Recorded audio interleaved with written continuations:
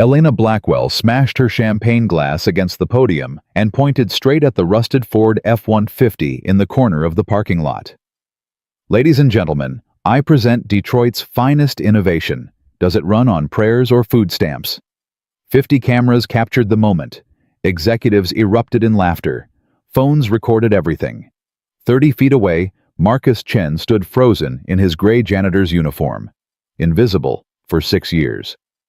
What none of them knew what Elena would spend the next 3 years regretting was that hidden beneath that rusted hood sat a fusion reactor worth $2 billion.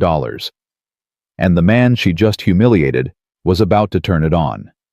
The October sun hung low over Detroit, painting the glass towers of Titan Energy Solutions in shades of gold that Marcus Chen had stopped noticing years ago. He pushed his mop bucket across the lobby floor. The wheels squeaked against marble that cost more per square foot than his entire apartment. 6 years. 6 years of invisibility.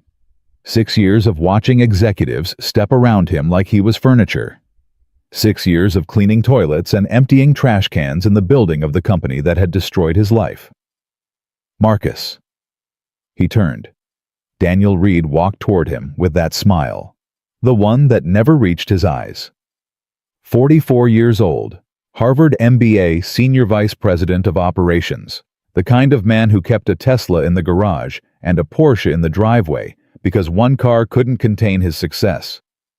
Ms. Blackwell wants everyone outside for the innovation showcase. That means support staff too. Marcus leaned his mop against the wall. I've got floors to finish. She specifically asked for you. Daniel's smile widened. Something about making sure everyone feels included. The way he said included made Marcus's jaw tighten, but he nodded and followed Daniel through the lobby, past the security desk, where the guards had never learned his name, through the glass doors into sunshine that felt too bright, too exposed. The parking lot had been transformed. 50 executives and engineers formed a loose semicircle around a small stage. Champagne flowed. Phones were out. The quarterly innovation showcase had become Elena Blackwell's favorite ritual, a chance to see what toys her people had bought with their bonuses. Teslas lined the premium spots closest to the building. A BMW i8 gleamed near the entrance. Someone had arrived in a Mercedes EQS that cost more than most people made in 5 years. And then in the far corner, tucked away like something shameful, sat Marcus's truck. A 1987 Ford F-150. Blue paint faded to the color of old denim, rust spreading across the hood like a disease. The passenger door hadn't closed right in 15 years. The bed was covered with a weathered tarp, hiding what looked like an old generator. Marcus had parked there every day for 6 years. Nobody had ever noticed. Nobody had ever cared. Until today. Elena Blackwell stood at the center of the crowd, champagne in one hand, microphone in the other. 45 years old, but looking 35 with blonde hair pulled back tight enough to hurt. Her designer suit probably cost more than Marcus's annual salary. She'd inherited Titan Energy from her father 3 years ago. In that time, she'd tripled the stock price, expanded into 12 countries, and never once learned the name of the man who mopped her floors. Now she was pointing directly at his truck. Ladies and gentlemen, I present to you the future of transportation. The crowd erupted. Camera flashes lit up the afternoon air. Does it run on hopes and prayers? Someone shouted. I was going to ask if it runs on food stamps, Elena said, but that might be insensitive. More laughter, louder this time. Someone whistled. Marcus stood 30 feet away, feeling every eye slide toward him, then away like he was a stain they didn't want to acknowledge directly. His hands were shaking. Not from anger. He'd burned through anger years ago. This was something deeper, something that felt like the ground opening up beneath his feet. There he is. Elena's voice cut through the noise. Our guest of honor. Come on up. Don't be shy. The crowd parted. Marcus felt Daniel's hand on his shoulder, pushing him forward with pressure that suggested retreat wasn't an option. He walked. Each step felt like walking through water. The faces around him blurred: executives in expensive suits, engineers with PhDs, people who had never cleaned a toilet or scrubbed a floor or wondered if they could afford both groceries and medicine in the same week. Elena was grinning when he reached the front. That particular grin of someone who had never been told no, who had never lost anything that couldn't be replaced. Everyone, this is... She paused, looked at Daniel. What's his name again? Marcus, Daniel supplied. Marcus Chen. Marcus, that's right. Elena turned back to the crowd. Marcus has been with us for... How long? 6 years, Marcus said quietly. 6 years. And in all that time, Marcus has been driving that beautiful vintage vehicle to work every single day. I thought, why not include everyone in our innovation showcase, even our janitorial staff? She pronounced janitorial the way someone might pronounce infectious disease. A woman in the crowd, one of the junior engineers, shifted uncomfortably. Her name was Patricia Reeves, and she'd smiled at Marcus once in the elevator, asked him how his day was going. He remembered because it was the first time anyone had asked in 3 years. That is your truck, isn't it? Elena continued. The vintage model. More laughter. Someone in the back started a slow clap that caught on for a few beats before dying out. Marcus looked at his truck. The rust on the hood. The faded paint. The tarp covering the bed, hiding the generator that wasn't really a generator at all. He thought about Rachel. He thought about the night she died holding his hand in that hospital room, barely able to whisper, "Don't let them bury it, Marcus. Don't let them win. Promise me." He thought about the 20 years since MIT, since NASA, since the patents that got stolen, and the lawsuits they couldn't afford, and the career that evaporated like morning dew. He thought about the fusion reactor hidden in the bed of that truck. The reactor he and Rachel had spent 18 years building. The reactor that had been running for 15 years without a single drop of fuel. Something shifted inside him. 6 years of invisibility. Cracking like old ice. "You want to hear it run?" The laughter stuttered. Stopped. Elena raised an eyebrow, champagne halfway to her lips. "Excuse me." "The truck. You want to hear the engine?" Daniel's hand landed on Marcus's shoulder again, heavier this time. "Marcus, maybe you should just..." But Marcus was already walking toward the F-150. The crowd parted, confusion replacing amusement. Whispers started up behind him. What's he doing? Is he serious? This should be good. He reached the truck and put his hand on the door handle. Metal warm from afternoon sun. Familiar, comforting. The door opened with the squeal of hinges that needed oil. Marcus slid into the driver's seat and the smell hit him immediately. Old leather, motor oil, and something else, something only he could identify. Rachel's perfume. Faint now, almost gone, but still there, still with him, always with him. He put his hands on the steering wheel and closed his eyes. "I'm sorry," he whispered. "I tried to stay invisible, but they won't let me." Then he turned the key. The engine didn't sputter, didn't cough or wheeze or groan, didn't make any of the sounds you'd expect from a 40-year-old truck with rust eating its hood. Instead, it sang. A deep, smooth, powerful harmonic that rolled across the parking lot like distant thunder. The sound was unlike anything that crowd had ever heard. Not from a car, not from a plane, not from any machine ever built. Pure, perfect, alive. The laughter stopped. Every single person in that parking lot went silent. Marcus revved the engine once, twice, 3 times. Each time that impossible sound filled the air, vibrating in their chests, making their teeth hum with frequencies that shouldn't exist. Elena's champagne flute slipped from her fingers and shattered on the asphalt. Patricia Reeves pressed her hand to her chest, feeling her heart race in response to something she couldn't understand but recognized instinctively as important. Revolutionary. Impossible. Daniel Reed's smile had vanished completely, replaced by something that looked almost like fear. Marcus killed the engine. The silence that followed was deafening. He stepped out of the truck, closed the door gently, and walked back toward the building without looking at anyone. His gray coveralls brushed against executives in $1,000 suits. His calloused hands hung at his sides, hands that belonged to someone who had worked his whole life, who had built things, who had loved and lost and survived in ways these people would never understand. Elena's voice chased him across the parking lot, all the mockery stripped away, replaced by something raw and hungry. Wait, what was that? What kind of engine? But Marcus was already gone, disappearing through the glass doors, returning to his mop and his bucket and his invisibility. Behind him, the crowd stood frozen, staring at the rusted F-150 like they had just witnessed a miracle. Because they had. They just didn't know it yet. Elena couldn't sleep that night.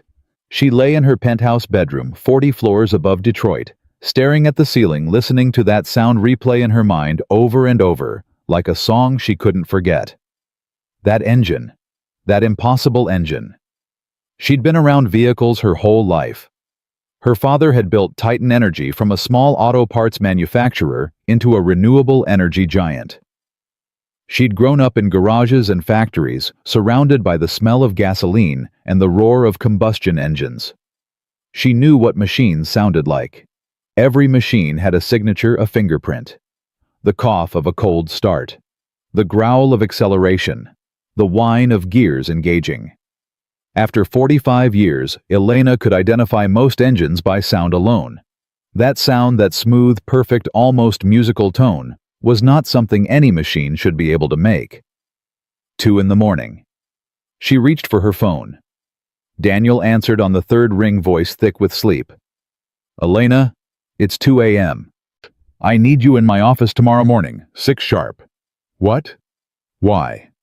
I need everything you can find on Marcus Chen. Employment history, background check, previous addresses, education records. I want to know where he came from, where he worked before, what he did before he started pushing a mop around my building. Silence stretched across the line. She could hear Daniel breathing, hear him calculating what this meant for his own position. You want me to investigate the janitor? Did you hear that engine today? Yeah. It was different, I guess. Old truck probably has some custom work. Different. Elena sat up in bed, adrenaline burning through her exhaustion. Daniel, I've heard engines from Ferrari, from Lamborghini, from military jets that can break the sound barrier. I've sat in on demonstrations of cutting-edge propulsion systems from every major defense contractor in the country. I have never heard anything like that. Not once. Not ever. She could hear Daniel processing on the other end of the line, recalculating, adjusting his approach. 6 a.m. My office. Don't be late. She hung up and lay back down, but sleep wouldn't come. Every time she closed her eyes, she saw Marcus Chen's face as he walked back into the building. No triumph, no satisfaction, no revenge, just sadness, like a man carrying a weight too heavy to bear. Daniel was waiting in her office at 5:45, which meant he'd probably been there since 5:30 preparing his report. A thin folder sat on her desk, thicker than it should have been for a janitor. Elena picked it up and started reading. Coffee grew cold in her other hand as the morning light strengthened outside her window. Marcus Chen, 54 years old. Born in Detroit to a working-class family. Father was a mechanic. Mother was a nurse. Bachelor's degree in nuclear physics from MIT. Master's from Stanford. PhD from Caltech. Elena stopped reading. Her coffee cup made a sharp sound against the desk. Wait. MIT, Stanford, Caltech. Daniel leaned forward in his chair. For the first time since she'd known him, she saw something in his expression that might have been genuine surprise. It gets better. After Caltech, he spent 15 years at NASA's Jet Propulsion Laboratory. Worked on propulsion systems for deep space missions. Published 47 papers. Won 3 major awards. The guy was a rising star. There was talk he was being considered for division director. Elena felt something cold creep up her spine. The kind of cold that came when pieces started fitting together in ways you didn't want them to. Then what the hell is he doing mopping my floors? That's where it gets strange. Daniel pointed at the folder. About 20 years ago, he just disappears. Leaves NASA. Drops off the grid completely.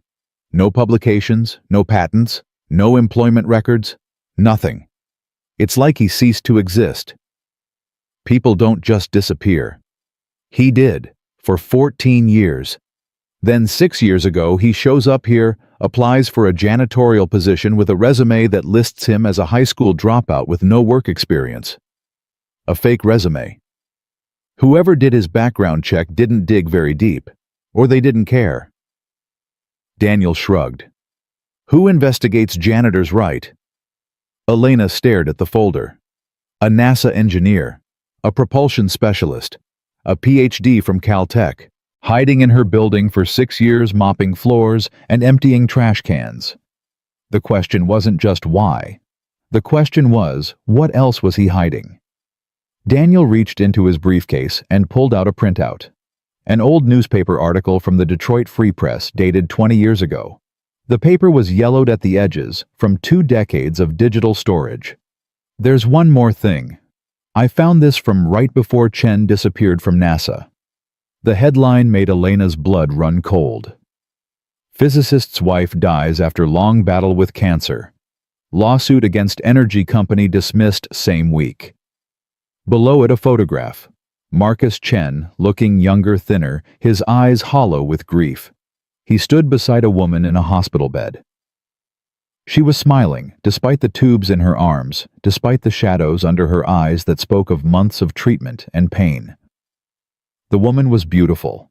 Pale skin, high cheekbones, intelligence radiating from her expression, even through the haze of medication. She was holding Marcus's hand like she would never let go. Her name was Rachel Chen. She had been a nuclear physicist. She had been Marcus's wife for 20 years. She had died at 44 years old, and the company she and Marcus had been suing was Titan Energy. Elena read the article 3 times. The details were sparse but damning. Marcus and Rachel Chen had developed some kind of revolutionary energy system. They'd approached Titan Energy under her father's leadership for funding and partnership. A dispute had arisen. Patents had been filed. Lawsuits had followed. The Chens lost.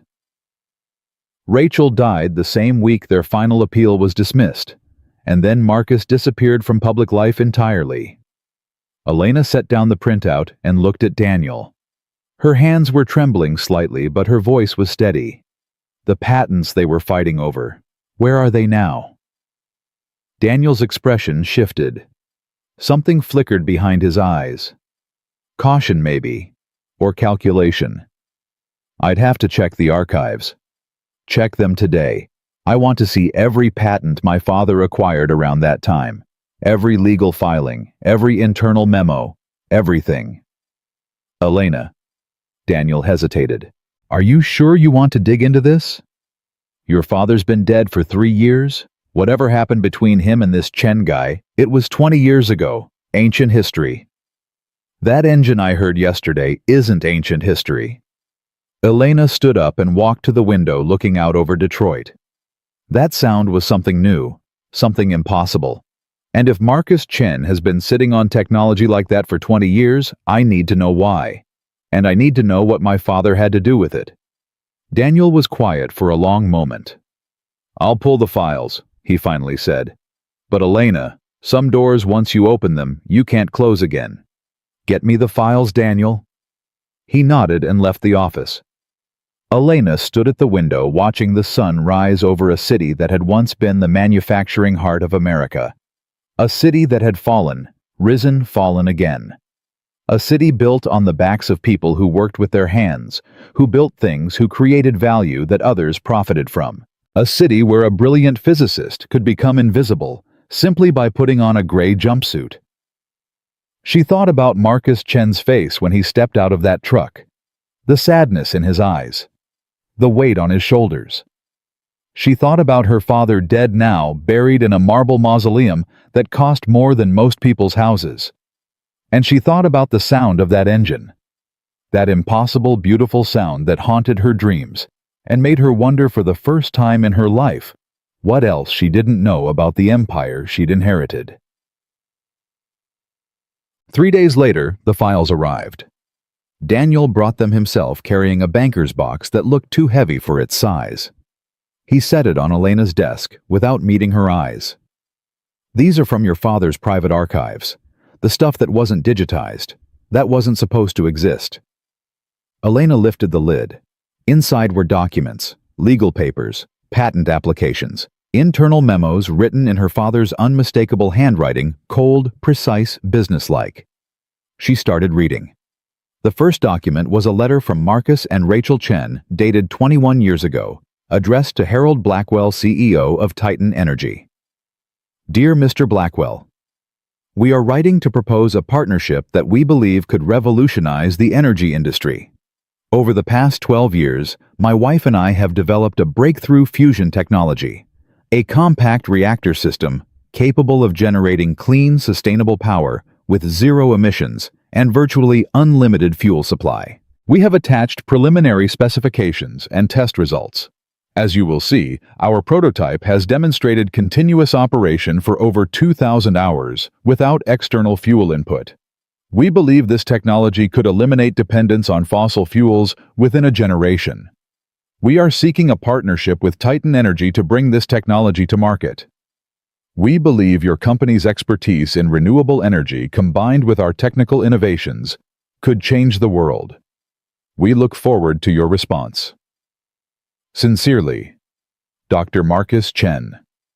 Dr. Rachel Chen." Elena stared at the letter. Her hands were shaking. She pulled out the next document. A memo from her father to his legal team. "Chen Fusion patents acquired. Total cost $3.2 million in legal fees. Settlement with Chen's $0. Their lawyers withdrew when they couldn't afford to continue. Technology assessment. Potentially revolutionary, but current prototypes unreliable. Our engineering team has been unable to replicate results. The Chens apparently kept critical components undocumented, stored in their heads, not on paper. Recommendation: bury the patents. Prevent competitors from developing similar technology. If we can't use it, no one can." Note: Rachel Chen died April 14th. Marcus Chen has disappeared. No further legal action expected. Elena read the memo 3 times, then 4. Her father had stolen technology from a dying woman and her grieving husband, had buried it in corporate archives, had used legal warfare to crush 2 people who just wanted to change the world. And then he'd gone home to his mansion and slept soundly. Because that's what powerful people did. They took what they wanted and called it business. There was more in the box: patent filings, engineering reports, assessments from Titan scientists who couldn't make the Chen reactor work because they didn't have the full design. And at the bottom, a handwritten note in her father's script: "Chen problem resolved. Technology secured. They'll never recover." Elena set down the note. For a long moment, she just sat there staring at the box of evidence. The documentation of her family's sins. She thought about Marcus Chen pushing that mop across her lobby floor. Invisible. Forgotten. Working in the building of the company that had destroyed his life. 6 years. 6 years he'd been here. Walking past her every morning. Cleaning her office every night. Carrying the weight of everything her father had done. And she'd never even learned his name. Daniel's voice broke through her thoughts. "What do you want to do?" Elena looked up. Her face was pale. Her eyes were wet with tears she didn't try to hide. "I want surveillance footage. Every camera in the parking lot. I want to see what he does with that truck when no one's watching." Daniel hesitated. She could see him weighing the request against whatever remained of his conscience. "Do it." The footage arrived that evening. Elena locked her office door and watched alone. The first video showed Marcus arriving at work at 5:30 in the morning, parking the F-150 in the far corner of the lot. Same spot every day. Nothing unusual. The second video showed him leaving at 11 p.m., 3 hours after his shift ended. He didn't go straight to his truck. Instead, He walked to the bed, pulled back the tarp, opened a panel on the generator that wasn't really a generator. Elena leaned closer to the screen. Marcus was working, checking gauges, adjusting connections, monitoring readings on a handheld device. His movements were precise, practiced. The movements of an engineer, not a janitor. This wasn't casual maintenance. This was science. She fast-forwarded through weeks of footage. Same pattern every night. Marcus stayed late, worked on the reactor for 2 or 3 hours, then drove home. Nobody noticed. Nobody cared. He was just the janitor. Then she found it. In one clip from 11 days ago, Marcus disconnected what appeared to be the main power coupling, stepped back from the truck, started the engine. The reactor ran with no power coupling connected. The reactor ran for 10 minutes before Marcus shut it down, reconnected the coupling, and drove away. Elena paused the video. Her hands were shaking so badly she had to set down her coffee cup. A fusion reactor that runs without external connections. That recycles its own energy. That sounds like nothing else on Earth. She thought about her father's memo. Technology secured. They'll never recover. But Marcus had recovered. He'd spent 20 years perfecting what her father had tried to bury. And now, he was driving it around in a rusted truck, hiding in plain sight. Waiting. Waiting for what Elena didn't know. But she was about to find out. The next morning, Elena called Marcus into her office. He came in still wearing his gray coveralls, hands rough and calloused from years of work. He stood near the door like he was ready to flee at any moment. "Sit down." Marcus didn't move. "Please." Elena's voice came out softer than she intended, almost gentle. "Please sit down." Slowly he lowered himself into the chair across from her desk. His back was straight, his shoulders tense like a man who had learned to expect the worst and was rarely disappointed. Elena studied him for a long moment. The gray in his hair, the lines around his eyes, the hands that had built revolutionary technology and now spent their days scrubbing floors. "I did some research on you." She kept her voice neutral, professional. "MIT, Stanford, Caltech, NASA. You were a propulsion engineer, a nuclear physicist, one of the best in the country from what I can tell."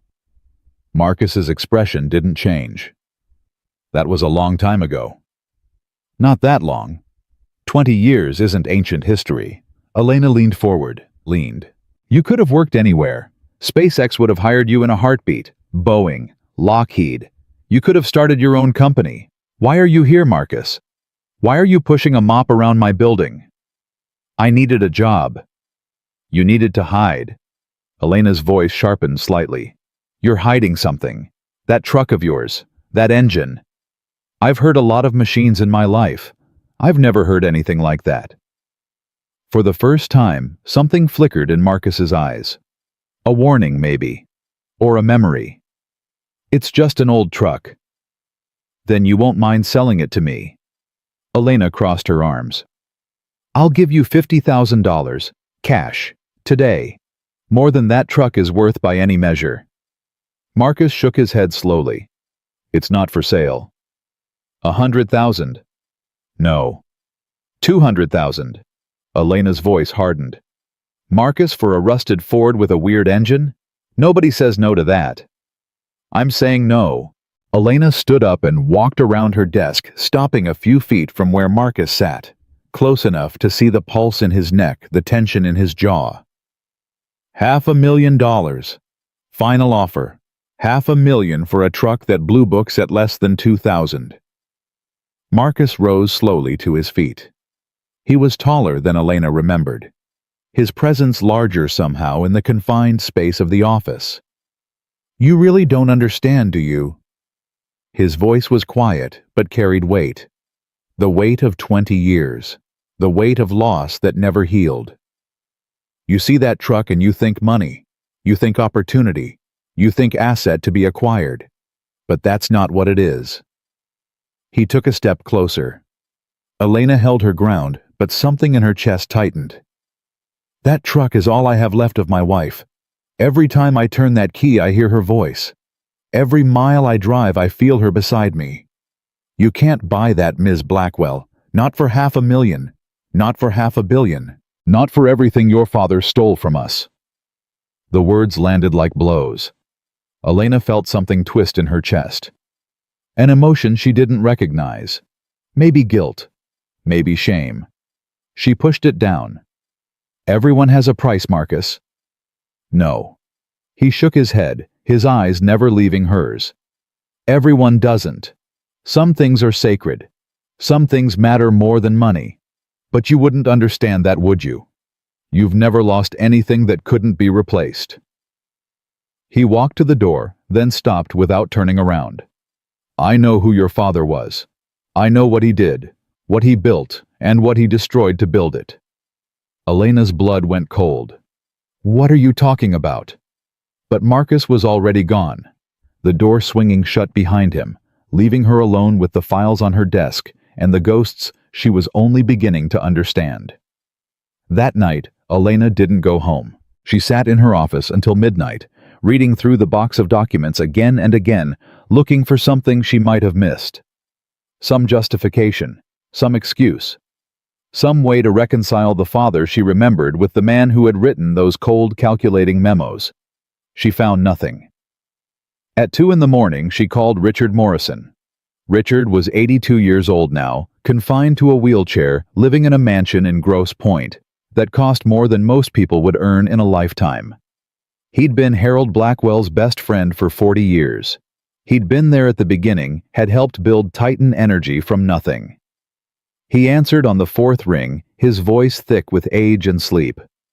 "Elena, do you know what time it is? Tell me about Marcus Chen." Silence stretched across the line, long enough that Elena thought the call might have disconnected. "Richard, tell me about Marcus Chen." "I think you'd better come to my house." His voice had changed, heavier now, weighted with something that sounded almost like relief. "There are some things your father never wanted you to know, things I promised him I'd take to my grave. I'll be there in an hour." "Elena." Richard's voice stopped her just before she hung up. "Whatever you're planning to do, be careful. Some doors, once you open them, change everything that comes after." "The door's already open, Richard. I'm just trying to see what's on the other side." She hung up, grabbed her keys, and walked out into the Detroit night. Richard Morrison's mansion sat at the end of a long driveway, lined with oak trees, older than the automobile industry itself. Elena had been here 100 times as a child, running through hallways that seemed to stretch forever, playing hide and seek, in rooms filled with antique furniture and oil paintings of men who had built empires. Now those hallways felt different. Smaller somehow. Haunted. Richard was waiting for her in the study, his wheelchair positioned near the fireplace, where flames cast dancing shadows across walls, lined with books he'd probably never read. He looked older than she remembered, shrunken, diminished, like a man who had been carrying weight for too long and was finally ready to set it down. "Sit down, Elena." She didn't sit. She stood in the doorway, arms crossed, heart pounding. "Tell me everything." Richard sighed. A long, heavy sound that seemed to come from somewhere deep inside him. "Your father was my best friend for 40 years. I loved him like a brother. But I never said I was proud of everything he did." "What did he do to Marcus Chen?" Richard wheeled himself to a cabinet near the bookshelf. His hands trembled as he opened a drawer and pulled out a manila folder thick with papers that had yellowed with age. 21 years ago, Marcus and Rachel Chen came to your father with something remarkable. A fusion reactor small enough to fit in the bed of a pickup truck. Clean energy. Unlimited power. The kind of technology that could change the world. He held out the folder. Elena crossed the room and took it. They were young, brilliant, naive. They thought your father would help them bring it to market. They thought they'd found a partner. Elena opened the folder. Inside were photographs. Marcus and Rachel standing beside their prototype, smiling hopeful, unaware of what was coming. There were letters, Contracts, legal filings that documented a systematic campaign of destruction. Your father saw an opportunity. Richard's voice cracked. A young couple with no money, no connections, no way to defend themselves, and technology that could be worth billions. He stole their patents. He did worse than that. Richard's hands gripped the arms of his wheelchair. He didn't just take their work. He destroyed them, used lawyers to bury them in litigation they couldn't afford, had them blacklisted from every research institution in the country, made sure no one would hire them, fund them, or believe them. Elena felt her legs weaken. She sat down heavily in the nearest chair, the folder still clutched in her hands. Rachel got sick about a year into the lawsuits. Cancer. They couldn't afford treatment and legal fees at the same time. Marcus tried to settle, offered to walk away to let your father have everything just so he could focus on his wife. What did my father say? Richard was quiet for a long moment. When he spoke again, his voice was barely above a whisper. He said no. Said settling would be an admission of wrongdoing. Said the Chens needed to be completely destroyed so they could never come back. Elena's throat tightened. There's more. I can see it in your face. Richard closed his eyes. His whole body seemed to shrink into the wheelchair. He told me... Richard's voice broke. He told me that Rachel dying would solve the problem permanently, that without her, Marcus would fall apart, that the technology would die with them. Elena felt sick, actually physically sick. She pressed her hand to her mouth, fighting the urge to vomit. He killed her. He didn't pull the trigger, but he made sure she died without ever seeing her work recognized. He made sure she died believing she had failed. Elena stood up abruptly. The folder fell from her hands, papers scattering across the floor. And you knew. All this time. You knew. And you said nothing. Richard's eyes were wet with tears now. I was a coward, Elena. I told myself it was just business. Told myself there was nothing I could do. Told myself that your father was too powerful to challenge. You could have testified. You could have... I could have done a lot of things. Richard's voice rose, then fell again. But I didn't. And I've lived with that shame every day for 20 years. Elena walked to the window, her reflection ghostly against the dark glass. Outside, the manicured gardens of Richard's estate stretched into blackness. Inside, everything she'd believed about her family was crumbling. Why did Marcus come back? Why is he working at Titan? Richard shook his head slowly. I don't know. I didn't even know he was there until you called. But if I had to guess... He paused, choosing his words carefully. He's waiting for something. The Marcus Chen I remember wasn't the type to give up. He's been working on that reactor for 20 years. If he's hiding in your building mopping your floors, there's a reason. And you might not like it when you find out what it is. Elena turned back to face him. What am I supposed to do with this? That's not for me to say. Your father made his choices. Now you have to make yours. Richard met her eyes. He was a monster, Elena. He was my father. He was a complicated man, brilliant, ruthless, capable of great kindness and great cruelty. Richard leaned forward. The question is, what kind of person are you going to be? Are you going to bury this like he did? Or are you going to be better than him? Elena didn't answer. She couldn't. She picked up the scattered papers, stuffed them back into the folder, and walked toward the door. Elena. She stopped, but didn't turn around. For what it's worth, I think Rachel Chen would have liked you. The person you're becoming, I mean. Not the person you were. Elena walked out into the night without looking back. The drive to her penthouse took 45 minutes. She didn't remember any of it. When she got home, she sat in the dark for hours staring at the folder in her hands. The documentation of her family's sins. She thought about Marcus Chen, invisible in her building for 6 years. She thought about Rachel Chen dying in a hospital room while lawyers argued about patents. She thought about her father, Dead now. Buried in marble. Leaving behind an empire built on stolen dreams. And she made a decision. The next morning, Elena called Daniel into her office at 7.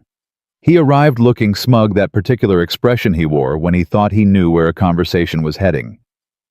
He'd been her father's right-hand man for 15 years before becoming hers. He knew where the bodies were buried. He probably helped bury some of them. You wanted to see me. Fire him. Daniel blinked. Fire who? Marcus Chen, the janitor. I want him gone by noon. For a moment, Daniel's composure slipped. Something flickered behind his eyes. Surprise, maybe? Or satisfaction? What happened? Why the sudden urgency? I don't need a reason. I'm the CEO. I can fire anyone I want. Of course you can. Daniel nodded slowly. Security will escort him out. Make sure he doesn't take anything from the building. And Daniel... Elena met his eyes, her voice cold. This stays between us. No paperwork. No HR involvement.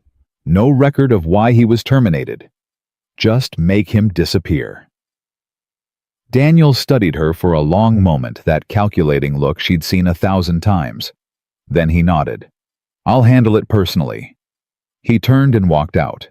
Elena was left alone with the folder on her desk and the weight of what she'd just done. She told herself it was necessary. Told herself that getting rid of Marcus would make the problem go away. Told herself that some doors needed to stay closed. That some truths were better left buried. But somewhere deep inside, in a place she didn't want to acknowledge, she knew the truth. She was doing exactly what her father would have done. Taking from the powerless. Crushing anyone who threatened her position. She was becoming him. At 11:47 a.m., Marcus Chen was escorted out of Titan Energy Solutions by 2 security guards. Elena watched from her office window as he crossed the parking lot toward his truck.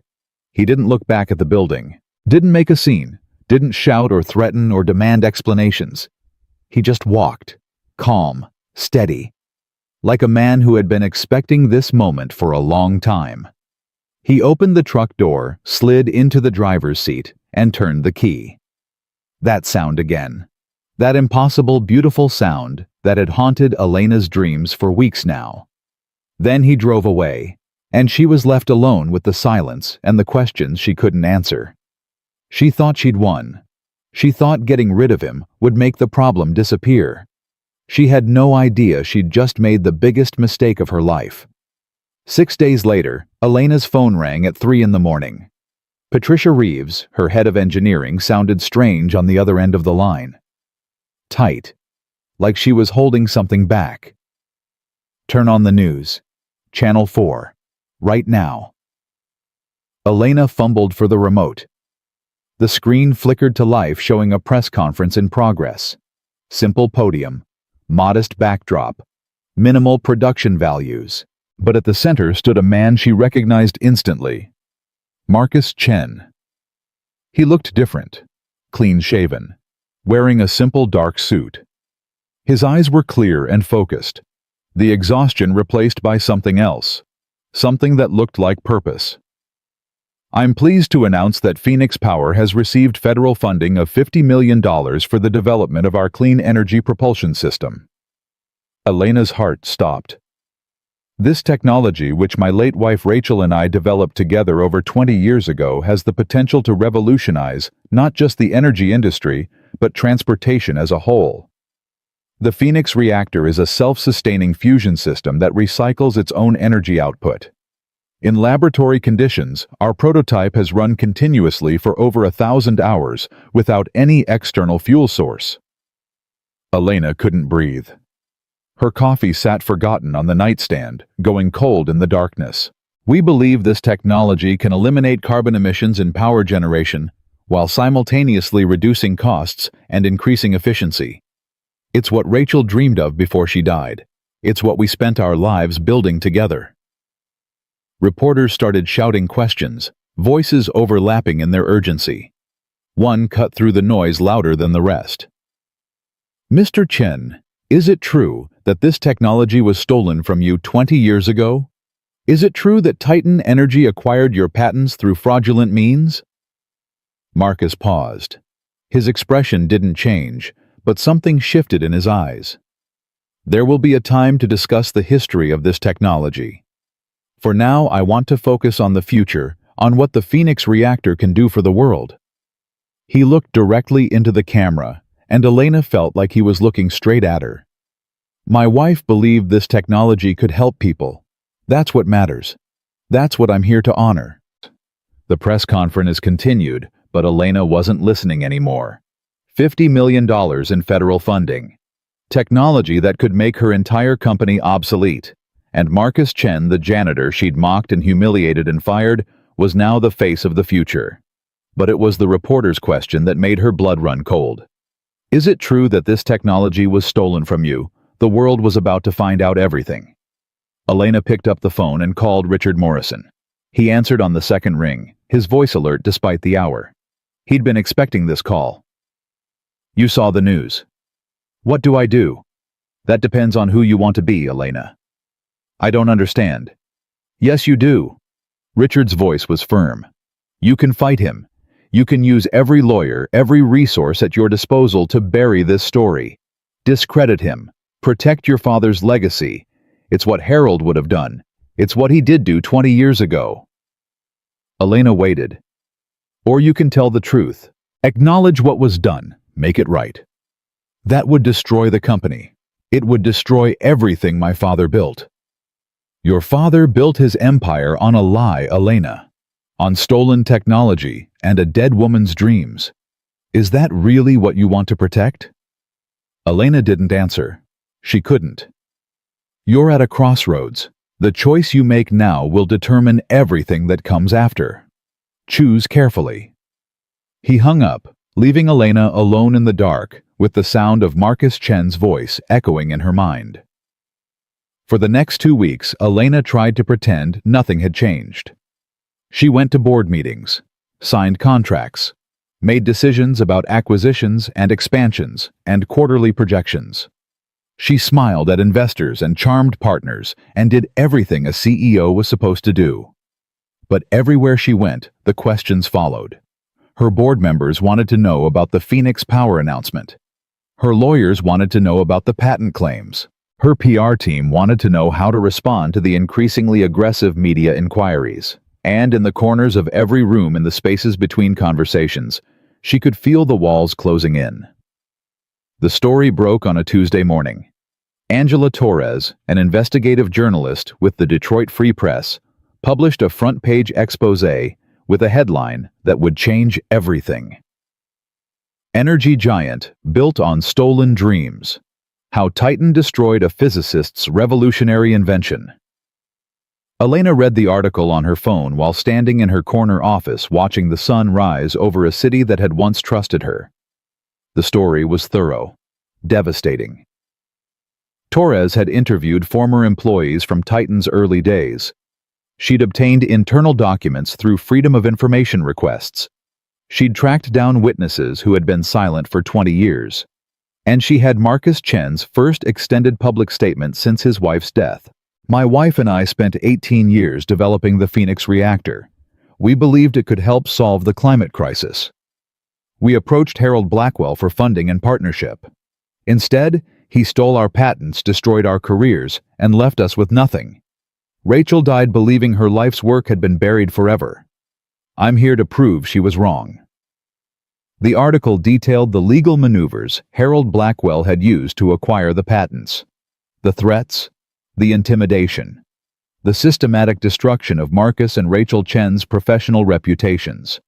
It talked about how Rachel had died 3 months after their final appeal was dismissed, her cancer untreated because they couldn't afford both medical bills and legal fees. It talked about how Marcus had disappeared for 14 years, grieving broken everyone, assuming he had given up. And then, in the final paragraphs, Torres dropped the bombshell. Sources within Titan Energy confirmed that the company recently terminated Marcus Chen's employment. Chen had been working as a janitor at Titan headquarters for 6 years, apparently without company leadership knowing his true identity. When CEO Elena Blackwell learned of Chen's background, she allegedly ordered his immediate termination, hoping to prevent him from speaking publicly about the stolen technology. Elena's phone started ringing. Board members, investors, her lawyers. The calls came faster than she could ignore them. By 9 a.m., Titan stock had dropped 32%. By noon, 3 major institutional investors had requested emergency meetings. By 5 p.m., Elena's own board of directors had called for her resignation. She sat in her office as the sun set over Detroit, watching her empire crumble in real time. Every news channel was running the story. Social media was exploding with outrage. Justice for Marcus was trending worldwide. Commentators were calling it the biggest corporate scandal since Enron. And the worst part, the part that made Elena want to scream, was that every word in that article was true. Her father had stolen the technology. She had fired the man he'd stolen it from. She was exactly what the world was calling her, a privileged heir who thought rules didn't apply to her family. Daniel knocked on her door around 7. The board wants an answer by morning. They're prepared to vote you out if you don't resign voluntarily. What would you do if you were me? Daniel's expression didn't change, but something flickered behind his eyes. That same calculation she'd seen 100 times. Honestly, I'd resign. Take a severance package. Disappear for a year or two until this blows over. You're young enough to reinvent yourself. Run away, you mean? Strategic retreat. There's a difference. Elena finally turned to face him. Her eyes were red-rimmed, exhausted, but something in them had changed. My father ran away from what he did.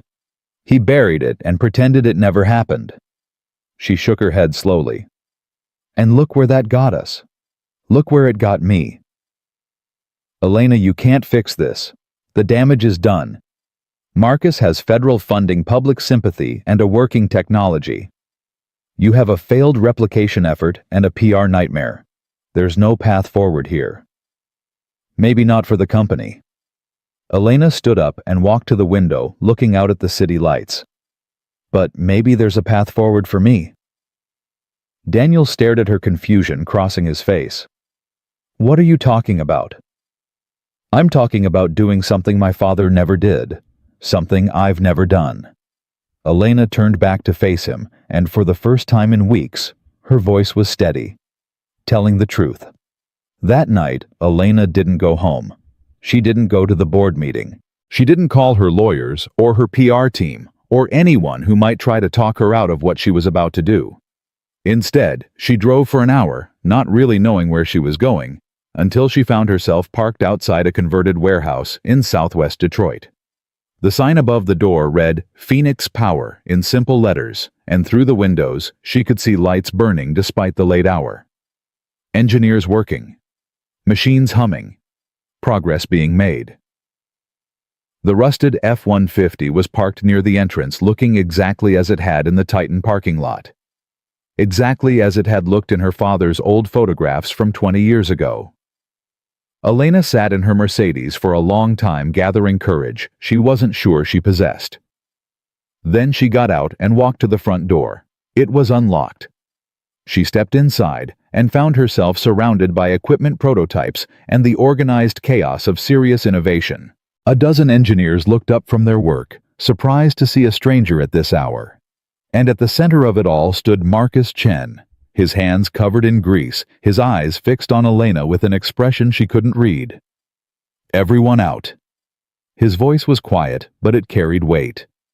The engineers exchanged glances, hesitated for a moment, then filed past Elena without a word. In 30 seconds, the space was empty, except for the two of them.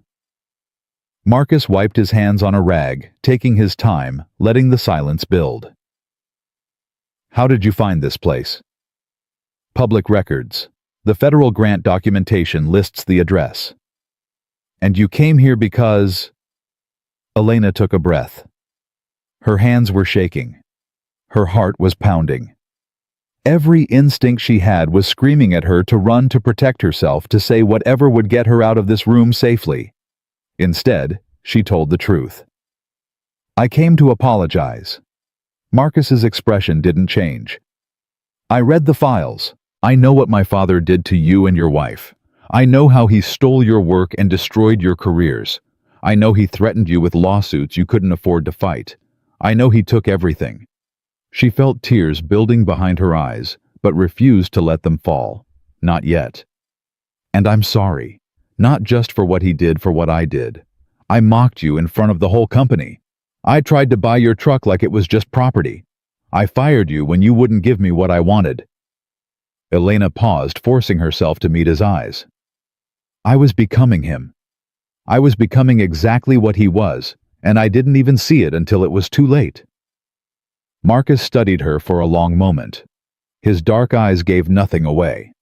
Is this supposed to make me feel better? No, this is supposed to be the truth, something my family hasn't been very good at telling. Marcus set down the rag and leaned against a workbench. For a moment he just looked at her, really looked, like he was searching for something. Your father came to me once, about a year after he took the patents. Rachel was already sick by then.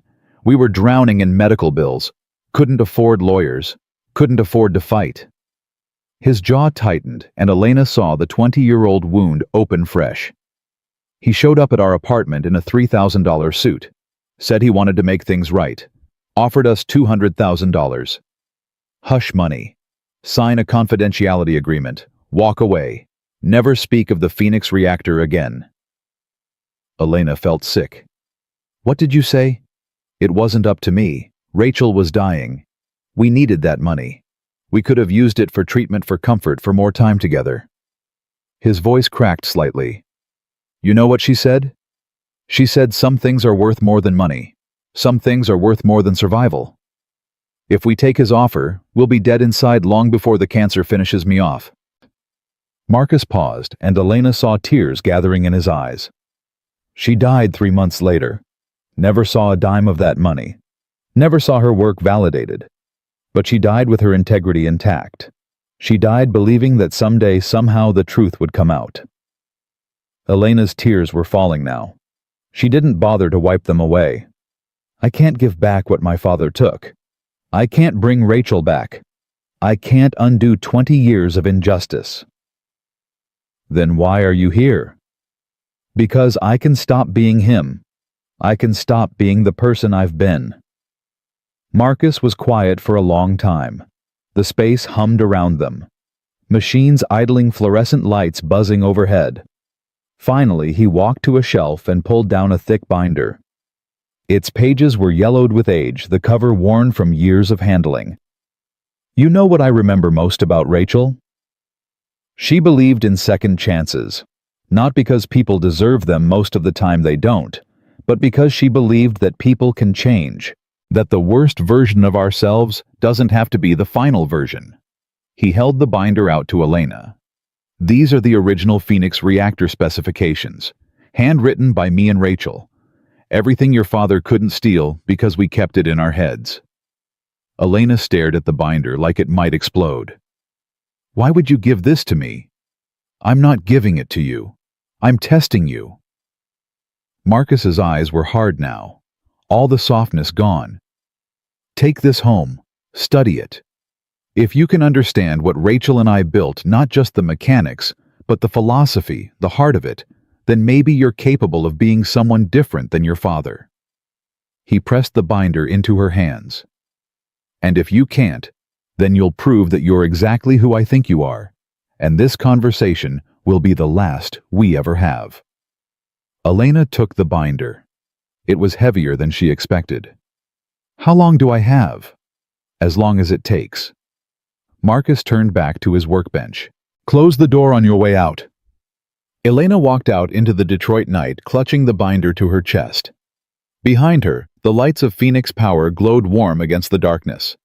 In her hands, she held the key to everything. She just didn't know yet if she was strong enough to turn it. Elena didn't go back to her penthouse that night.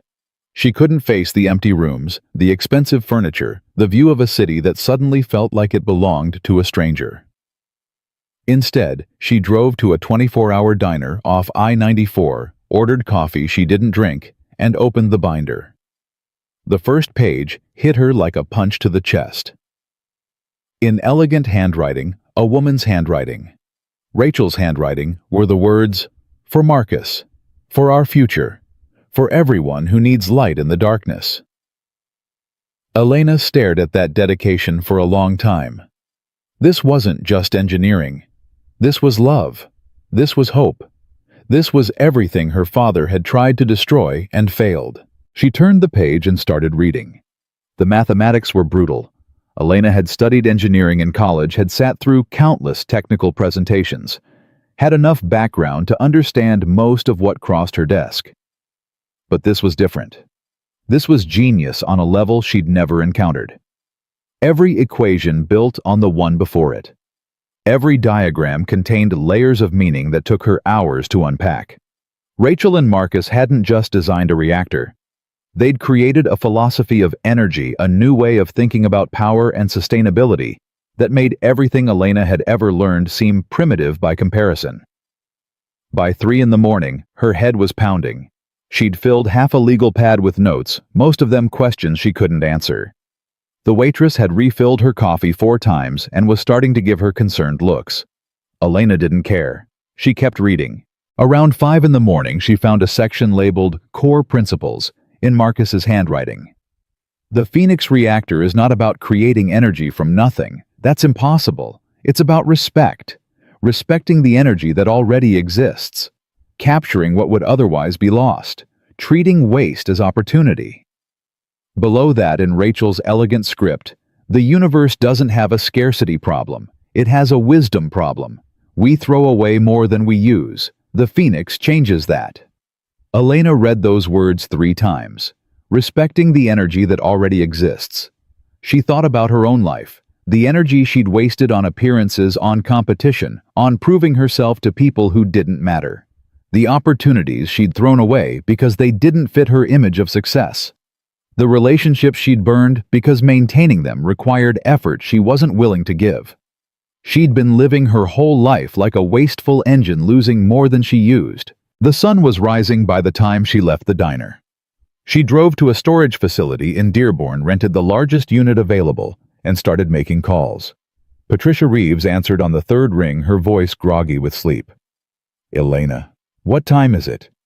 I need equipment, machine tools, diagnostic systems, welding gear, everything we use for prototype development. What the board is meeting in 3 hours. They're going to vote you out. You need to be there." "I'm not going to the meeting." "You have to be there. You have to defend yourself." "No, I don't." Elena's voice was steady, calm. "I'm done defending who I was. I'm going to become someone worth defending." Silence on the other end of the line. "Patricia, I need you to trust me. Send me the equipment. I'll pay for it myself, whatever it costs." "Elena, you're scaring me." "Good. I'm scaring myself too. That's how I know it's real." She hung up before Patricia could argue. Over the next 12 hours, Elena transformed the storage unit into a workshop. She maxed out 3 credit cards, buying parts and materials. She downloaded software, watched tutorial videos, read technical manuals until her eyes burned. At 2 in the afternoon, her phone buzzed with a news alert. Titan Energy Board removes CEO Elena Blackwell in unanimous vote. She read the headline, set down her phone, and got back to work. The first prototype took her 8 days to build. It was ugly, clumsy. The welds were uneven, the connections imprecise.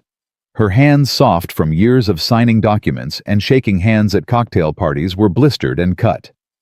She'd burned herself twice with the soldering iron. Hit her thumb with a hammer hard enough to turn the nail black. Spent one entire night crying in frustration when a circuit board she'd spent 12 hours assembling turned out to be wired backward. But she kept going. She slept on an air mattress in the corner of the storage unit.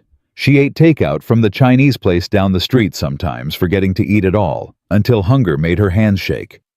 She showered at a truck stop 3 blocks away. She talked to no one except the delivery drivers who brought her supplies. On day 8, she connected the power cell and turned on her prototype. It ran for 4 seconds before the energy loop collapsed and the whole system overheated. Elena sat on the concrete floor, staring at the smoking wreckage of her work. Her body ached. Her hands were raw. She hadn't slept more than 3 hours a night in over a week. But something had changed inside her. She wasn't angry, wasn't frustrated. What she felt was something she hadn't experienced in years. Determination. She went back to the binder, read the section on energy loop stabilization 3 more times, found a notation in Rachel's handwriting that she'd missed before. The key is patience. The system needs time to find its rhythm. Don't force it. Guide it. Guide it. Don't force it. Elena thought about how she'd lived her whole life. Forcing, demanding, taking, never guiding, never waiting, never trusting anything to develop naturally. She rebuilt the prototype, took her time, paid attention to the rhythm Rachel described. When she connected the power cell again, she didn't slam the switch. She eased it, gently, like coaxing a frightened animal. The reactor ran for 30 seconds, then 45, then a minute and 12 seconds before it failed. Progress. 3 weeks into her exile, Richard Morrison found her. He stood in the doorway of the storage unit, leaning heavily on a cane, staring at the chaos inside. The scattered tools, the failed prototypes in the corner, the sleeping bag on the floor. The woman who used to run a $4 billion company now wearing stained coveralls and a ponytail held together with a rubber band. My God, what have you done to yourself? Elena didn't look up from the circuit board she was soldering. I'm learning. Learning what? How to destroy your life. Richard stepped inside, carefully navigating around the debris on the floor. Elena, the board has frozen your assets pending an investigation. Your accounts are locked. You're living in a storage unit like a homeless person. I'm not homeless. I'm working. Richard picked up the binder from Marcus Chen, flipped through a few pages, and set it down again. He gave you this. He's testing me. If I can build the reactor, he'll know I'm serious about changing. And if you can't... Elena finally looked up. Her eyes were bloodshot, exhausted. But there was something in them that Richard had never seen before. Something that looked almost like peace. Then I'll keep trying until I can. Richard sat down heavily on a crate that groaned under his weight. The board is talking about criminal charges. They're saying you orchestrated a cover-up of your father's theft, that you knew about the stolen patents for years. That's securities fraud, intellectual property theft, conspiracy. You're looking at potential prison time. Let them charge me. You should care, Elena. I spent my whole life caring about the wrong things. Elena set down the soldering iron and gave Richard her full attention. Stock prices, board meetings, what people thought of me, what my father thought of me, and where did it get me? I was the CEO of a company built on stolen dreams, and I didn't even know it. I was so busy protecting my image that I never bothered to look at what was underneath. She held up the circuit board, examining it in the light. This is real, this work, this challenge. For the first time in my life, I'm trying to build something instead of take something. And even if I fail, even if I go to prison, even if I lose everything, at least I'll know I tried to be different than him. Richard was quiet for a long moment. Your father would have called you a fool. I know. He would have said you're throwing away everything he built. He built it on lies. It was never worth keeping. Richard reached into his jacket and pulled out an envelope. Before I came here, I liquidated some of my own holdings. Cash. Untraceable. It's not much, about 80,000, but it should keep you going for a while. Elena stared at the envelope, then at Richard's face. Why would you do that? Because I failed your father once. I watched him do terrible things and said nothing. I won't make the same mistake with you. He pressed the envelope into her hands. Be better than him, Elena. That's all I ask. Richard stood up slowly, his joints protesting the movement. For what it's worth, I think Rachel Chen would have liked you. The person you're becoming, I mean. Not the person you were. Then he walked out into the afternoon light, leaving Elena alone with her work and her binder and the ghost of a woman she'd never met. The breakthrough came on day 42. Elena had rebuilt the prototype 14 times. Each version got a little better, ran a little longer. She'd learned to read Rachel's handwriting like a second language, to anticipate Marcus's logic, to understand the philosophy behind every design choice. And finally, something clicked. It wasn't a dramatic moment. No lightning bolt of inspiration, no sudden revelation, just a quiet understanding that had been building for weeks. Pieces falling into place one by one until the whole picture became clear. The Phoenix reactor wasn't just about energy recapture. It was about harmony. Every component had to work with every other component, not against it. The system couldn't be forced or dominated. It had to be balanced, guided, respected, just like Rachel had written. Elena made one final adjustment, a small change to the energy flow regulator, something she'd overlooked a dozen times before. She connected the power cell, held her breath, and turned the key. The reactor started. Smooth. Quiet. Perfect. Elena watched the diagnostic readouts, waiting for the collapse, waiting for the overheat warning, waiting for failure. 5 minutes passed. 10. 20. The energy loop held. The system recycled its own output, feeding back into itself, sustaining motion without external fuel. It wasn't perpetual. Nothing was perpetual, but it was close. Closer than anything she'd ever seen. Elena sat down on the concrete floor and cried. Not from exhaustion, though she was exhausted. Not from relief, though she was relieved. She cried because for the first time in her life, she had built something real, something true, something that mattered. And she cried because she understood now what Marcus had lost. The woman who had written those notes, who had dreamed these dreams, who had poured her heart into this impossible vision, she was gone. And all the money and power in the world couldn't bring her back. Elena cried for Rachel Chen, a woman she'd never known and could never thank. And somewhere in those tears, she found the person she wanted to become. She called Marcus the next morning. It works. Silence on the other end of the line. The reactor. I built it. It's been running for 14 hours. More silence. Then Marcus's voice, guarded, but something else too. Something that might have been surprise. You actually did it. I want to show you.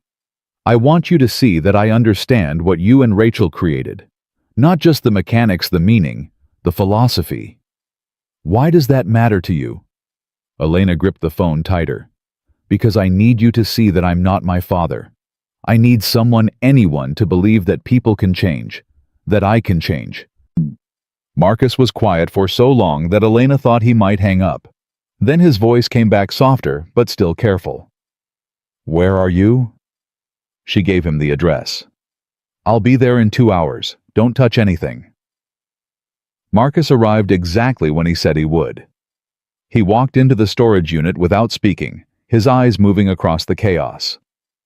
The failed prototypes in the corner. The tools scattered across workbenches. The binder lying open to a page covered in Elena's handwritten notes. The sleeping bag crumpled on the floor. The empty takeout containers piled near the trash. Then he saw the reactor. It was still running. That smooth, quiet hum filling the space like music. The diagnostic screens showed stable readings. The energy loop holding perfectly. Marcus walked closer. He examined every connection, every circuit, every component.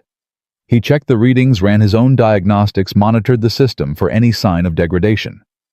15 minutes passed in silence. Finally, he turned to face Elena. How long did this take you? 42 days. And you built it alone. No help from anyone. No help. Just the binder and a lot of trial and error. Marcus looked back at the reactor. His expression was unreadable, but his hands were trembling slightly. This configuration, The adjustment you made to the flow regulator. It's not in the binder. Elena nodded carefully. I know. I figured it out on my own. It's based on something Rachel wrote in the margins about harmony, about every component working with every other component. I realized the original design had a small imbalance in the feedback loop. The change corrects it. Marcus stared at her. Something shifted in his expression. Something that looked almost like wonder. You improved it. I didn't mean to. I was just trying to make it work. No. Marcus shook his head slowly. Rachel and I spent 18 years on this reactor. We knew that imbalance was there, but we couldn't figure out how to fix it. And you found the answer in 42 days. Elena didn't know what to say. Marcus walked to the binder and picked it up. He flipped through the pages slowly, looking at Elena's notes, her calculations, her questions and answers written in the margins alongside Rachel's original text. She would have liked this, Rachel. She would have liked seeing her work continue, seeing someone else understand what we were trying to do. I wish I could have met her. So do I. Marcus set down the binder and turned to face Elena fully. You know what she told me once, right before she died? Elena shook her head. She said that the Phoenix reactor wasn't just about energy, it was about faith. Faith that the universe gives us what we need if we're wise enough to accept it. Faith that waste can become wealth, that loss can become gain. He paused, and Elena saw tears gathering in his eyes. She said that someday the right person would find our work and carry it forward. Someone who understood that technology isn't about power, it's about service. About helping people.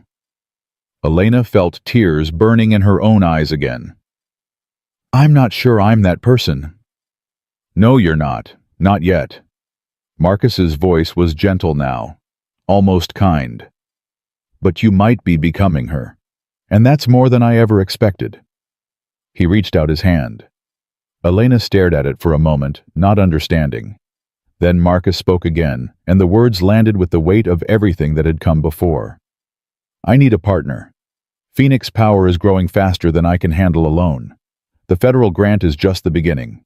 We've got interest from power companies, from governments, from investors all over the world. I need someone who understands the technology, who believes in the mission, and who has the skills to navigate the business side of things. You want me to work with you? I want to give you a chance to prove who you are. Not your father's daughter, not the CEO who fired me, but the woman who spent 42 days in a storage unit destroying her hands and her reputation and her pride just to understand what two people built out of love. Elena looked at his hand, rough, calloused. The hand of a man who had lost everything and refused to give up. She thought about her own hands, blistered now, scarred, transformed. She took his hand and shook it. I'll work harder than anyone you've ever met. I'll do whatever it takes to earn this. I know you will. Marcus released her hand and walked toward the door. At the threshold he stopped and turned back. Marcus. He paused. Thank you. For giving me this chance. For believing I could change. For the first time since she'd met him, something that might have been a smile crossed Marcus's face. Don't thank me yet. The hard part is just beginning. Then he walked out into the morning light, leaving Elena alone with the reactor and the binder, and the future she was finally ready to build. Elena showed up at Phoenix Power at 6 in the morning the next day, 3 hours before anyone else arrived. The door was locked, so she sat on the concrete steps outside and waited. Detroit fog hung thick over the street, turning everything soft and gray. She pulled her jacket tighter and watched her breath form clouds in the cold air. Sleep hadn't come the night before. Her mind kept racing through everything that had happened. The storage unit. The reactor. Marcus's hand reaching out to her. Every time she closed her eyes, she saw Rachel's handwriting in the binder. Those careful notes filled with hope and love and scientific genius that had outlived the woman who wrote them. A car pulled into the lot at 6:47. The F-150 still carrying its impossible secret under that battered hood. Marcus got out and stopped when he saw her on the steps. You're early. I couldn't sleep. That'll pass. He walked past her and unlocked the door. Come on, I'll show you where you'll be working. The space looked different in the early light. Quieter. More intimate.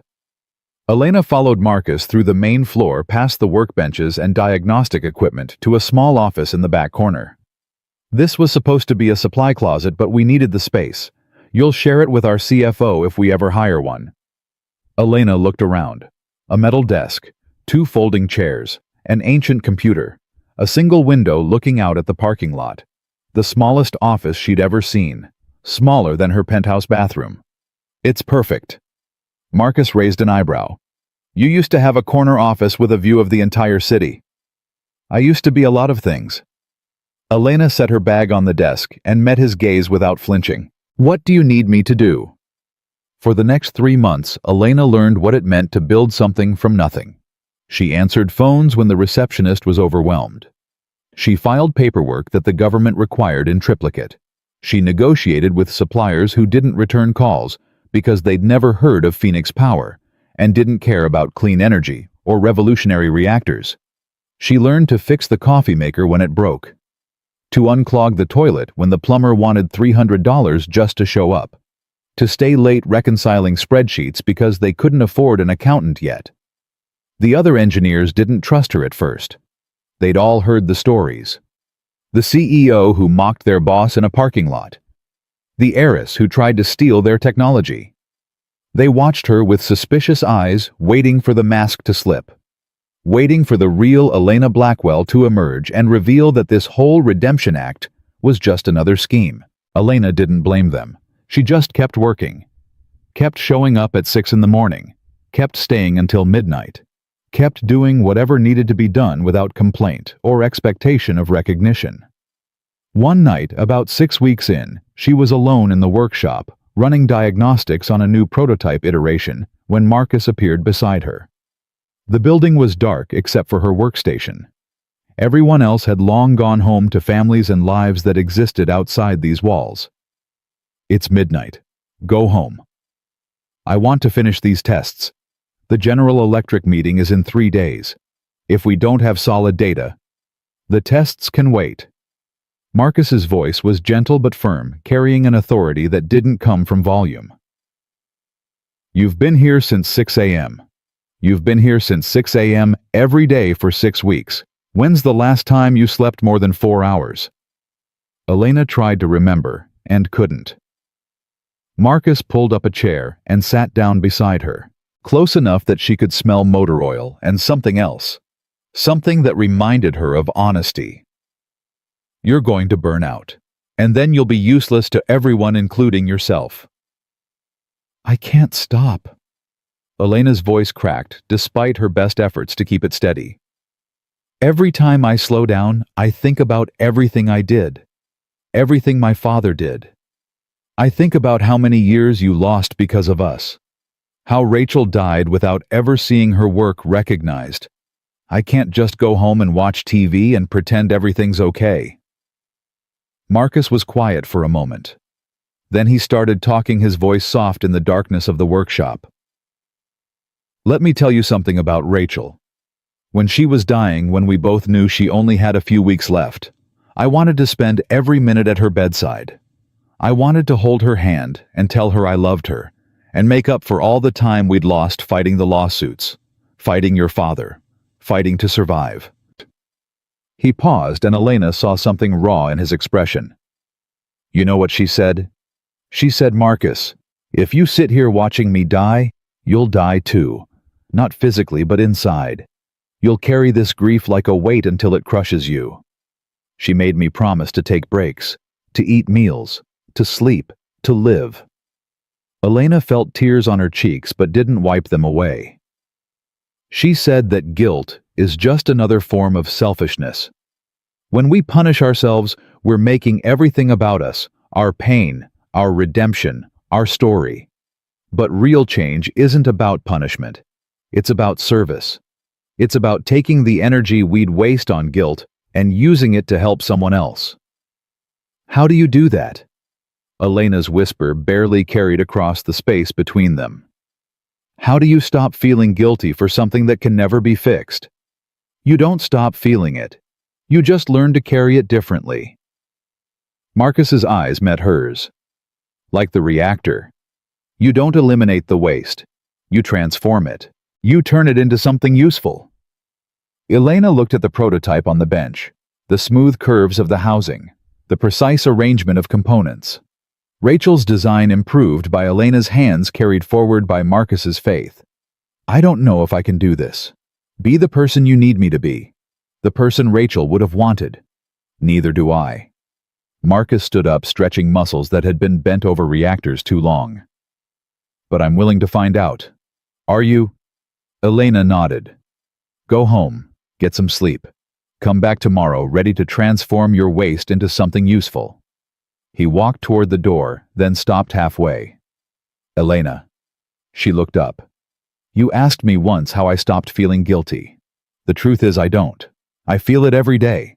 Every time I look at that truck. Every time I turn that key and hear the engine Rachel helped me build.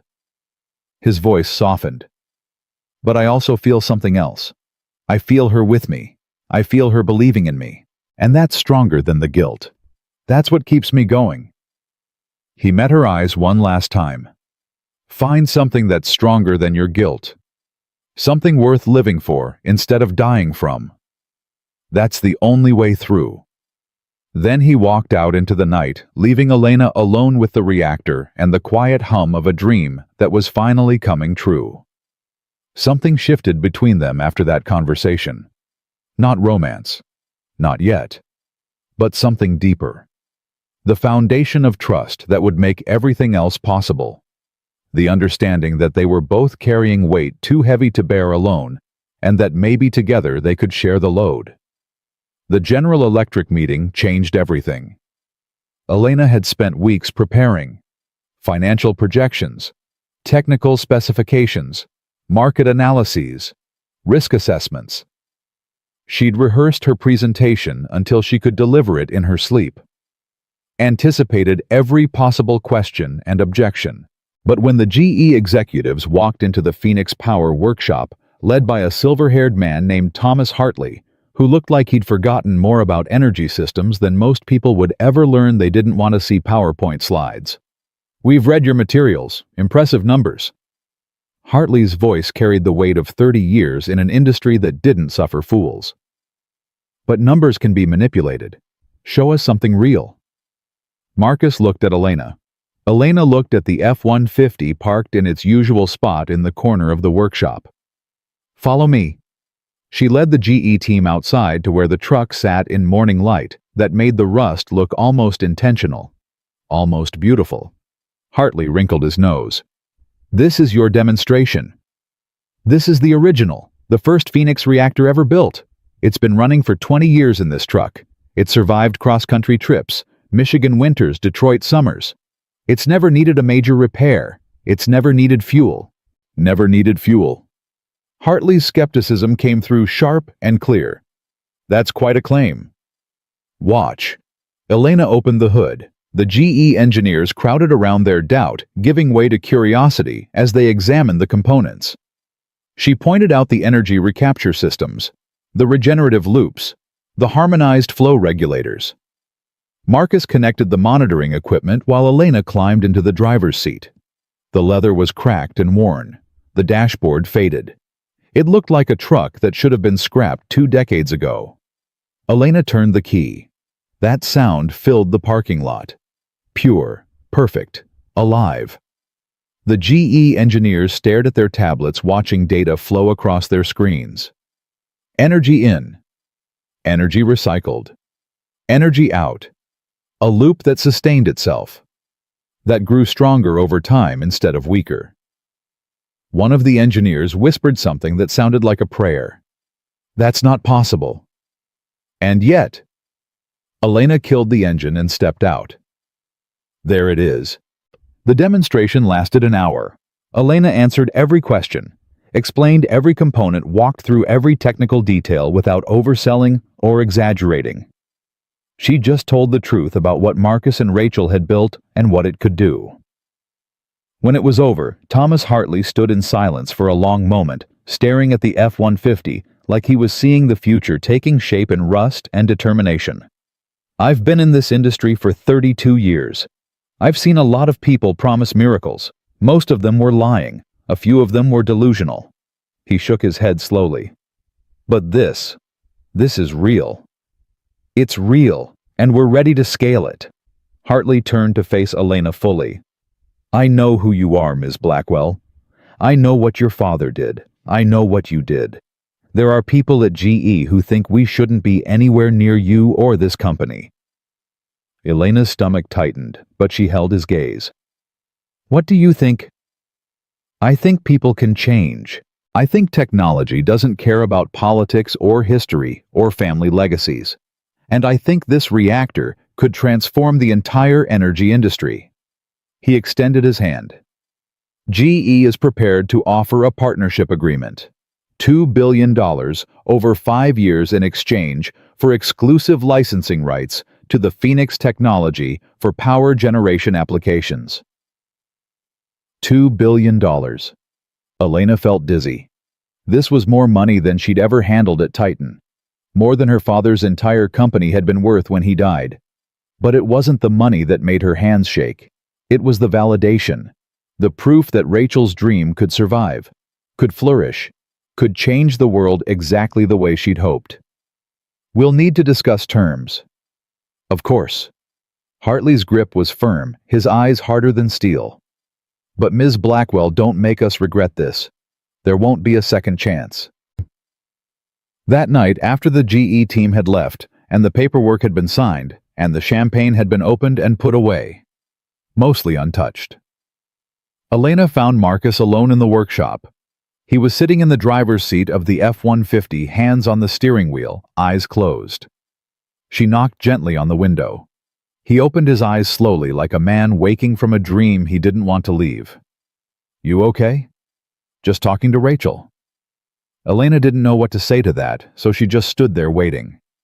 Marcus opened the passenger door. Get in. She climbed into the truck, settling into the worn leather seat. The smell hit her immediately. Old leather, motor oil, and something else, something faint and floral. That must have been Rachel's perfume, still lingering after all these years. They sat in silence for a while. The reactor hummed quietly beneath them, that perfect sound filling the space like music. $2 billion. Marcus's voice was barely above a whisper. Rachel would have laughed. She never cared about money. She just wanted to help people. She still is. Through this. Through you. Marcus turned to look at her. In the dim light of the workshop, his eyes were wet. I've been angry for 20 years. Angry at your father. Angry at the world. Angry at myself for not being able to protect her. He paused. I didn't think I'd ever stop being angry. And now I'm tired. I'm tired of carrying all that weight. I'm tired of fighting ghosts. He reached out and took Elena's hand. His palm was rough, calloused from decades of work. You asked me once why I gave you a chance. Why I believed you could change. Elena nodded, not trusting her voice. It wasn't because I'm forgiving. I'm not. I still wake up every night thinking about what your father did. I still see Rachel's face in my dreams asking me why I couldn't save her. His grip tightened slightly.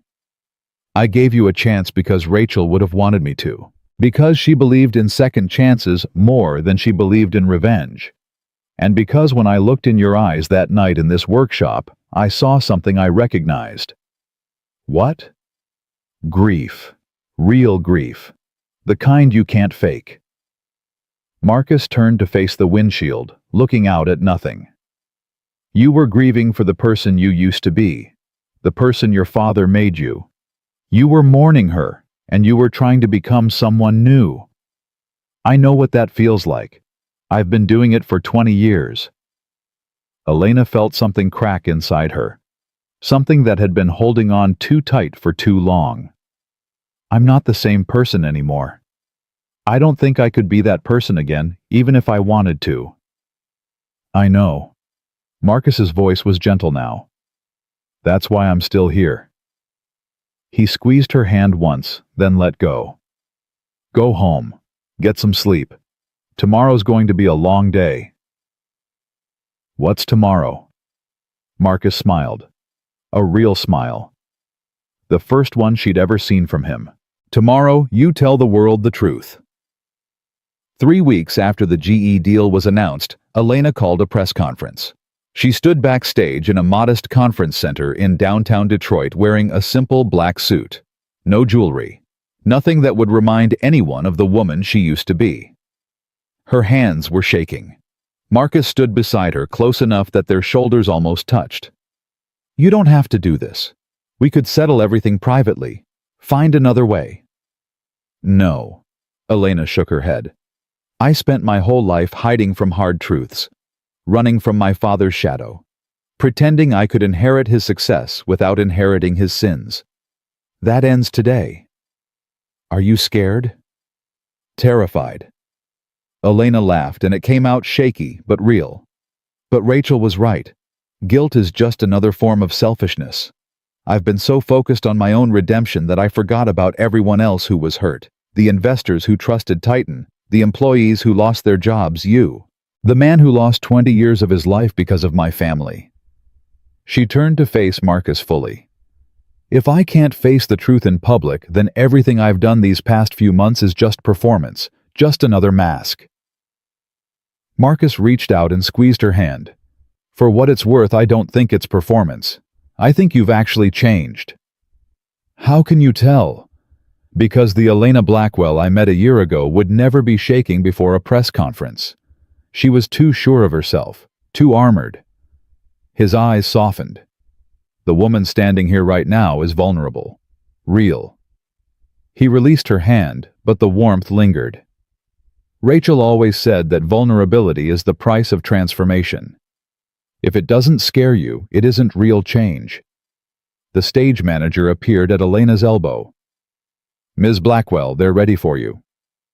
Elena took a deep breath that felt like it might be her last, as the old version of herself. Wish me luck. I don't believe in luck. I believe in choices. Marcus met her eyes. Go make the right one. The conference room was packed. Journalists, investors, industry analysts, lawyers. Everyone who mattered in the energy world had come to hear what Elena Blackwell had to say. Cameras lined the back wall. Microphones bristled from the podium. The buzz of conversation fell silent as Elena walked to the stage. She set her notes on the podium, looked out at the crowd, and pushed the notes aside. I had a speech prepared. 3 pages of carefully worded statements designed to minimize legal liability and protect my reputation. She paused. But I've decided to do something different. I've decided to tell you the truth. The room went completely still. 20 years ago, my father, Harold Blackwell, founder of Titan Energy, stole revolutionary technology from 2 brilliant engineers named Marcus and Rachel Chen. He used lawyers and threats and his superior resources to take their patents, destroy their careers, and bury their work. The foundation of Titan Energy, the technology that made us an industry leader, was built on that theft. Gasps rippled through the crowd. Keyboards started clicking as journalists typed frantically. I didn't know about this until recently, but ignorance isn't innocence. I benefited from what my father did. I built my career on his stolen success. And when I finally learned the truth, my first instinct was to do exactly what he would have done, steal from Marcus Chen again. Take the Phoenix reactor technology and claim it for Titan. She paused, letting the confession settle. I was wrong. I was so wrong. And I'm here today to acknowledge that, to apologize for it, and to commit publicly to a different path. Elena talked for 45 minutes. She laid out the entire history without softening or excusing. Her father's theft, the buried patents, Marcus and Rachel's destroyed careers, the cancer that killed Rachel while lawyers argued about money. She explained how she'd learned the truth, how she'd tried to replicate the technology, how she'd been forced out of her own company when the scandal broke. Then she talked about the storage unit, the 42 days, the blisters on her hands, The moment the reactor finally ran and she understood what Rachel had been trying to teach her. I can't undo what my father did. I can't bring back the years Marcus lost. I can't give Rachel the recognition she deserved while she was alive. Her voice cracked, but she pushed through. But I can do something he never did. I can tell the truth. I can use whatever influence I have left to make sure the Phoenix technology reaches the people who need it. I can spend the rest of my life trying to deserve the second chance I've been given. She looked directly into the cameras. To everyone who was hurt by my father's actions, I'm sorry. To Marcus Chen, who showed me grace when I deserved condemnation, thank you. And to Rachel Chen, who I never had the honor to meet. I promise you that your dream will not be buried again. Your work will change the world, and everyone will know your name. Elena stepped back from the podium. The room erupted with questions, hostile and sympathetic voices overlapping in their urgency. She answered them one by one for an hour, hiding nothing, deflecting nothing. By the end, she was exhausted, emptied out, but also somehow lighter, like she'd been carrying stones in her pockets and finally let them fall. She walked off stage to find Marcus waiting. His eyes were wet. You did it. You actually did it. Is it enough? I don't know, but it's a start. They walked out of the conference center together into the bright Michigan sun. 2 weeks after the press conference, everything changed again. Elena arrived at Phoenix Power early on a Tuesday morning to find Marcus pacing in the workshop, his expression darker than she'd ever seen it. We have a problem. What kind of problem? Someone's leaking our technical specifications. One of our engineers found fragments of our proprietary data on a Chinese energy company's internal servers. Data that could only have come from inside this building. Elena felt ice spread through her chest. She'd seen this pattern before, recognized the tactics from her years at Titan. Someone's trying to sabotage us. Not just someone. Someone who knows exactly how your father operated. Marcus handed her a folder filled with printouts. Emails, financial records, shipping manifests, legal threats, supplier disruptions, false information fed to regulators. This isn't random corporate espionage. This is systematic destruction. Elena flipped through the documents, her mind racing. Our suppliers are canceling contracts. Our permit applications are being delayed. 3 of our best engineers got job offers last week from Titan subsidiaries. Offers too good to refuse. Who would have this kind of access? This kind of knowledge? That's what I was hoping you could tell me. Elena stopped on a financial record. A wire transfer from an offshore account to a shell company in the Caymans. The amount was $2.3 million. The date was 3 weeks ago, the same week she'd announced the GE partnership.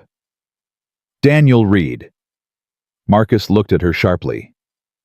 Your father's VP. He was there from the beginning. He helped orchestrate the original theft 20 years ago.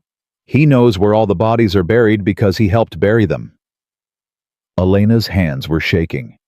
After my father died, Daniel stayed on to protect the secret, to make sure no one ever discovered what Titan was really built on. When I exposed everything, he must have decided to destroy Phoenix Power before we could succeed. Can you prove it? Give me 24 hours. Elena spent the next day calling in every favor she had left. Former colleagues who still owed her. Investigators who worked off the books. Tech specialists who could trace digital footprints across continents. By midnight, she had her answer.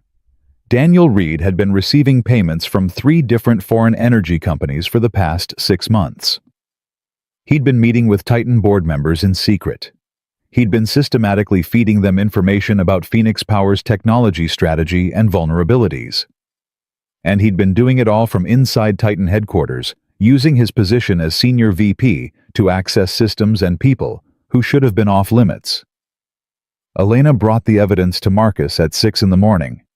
We need to set a trap. What kind of trap? A fake technical meeting.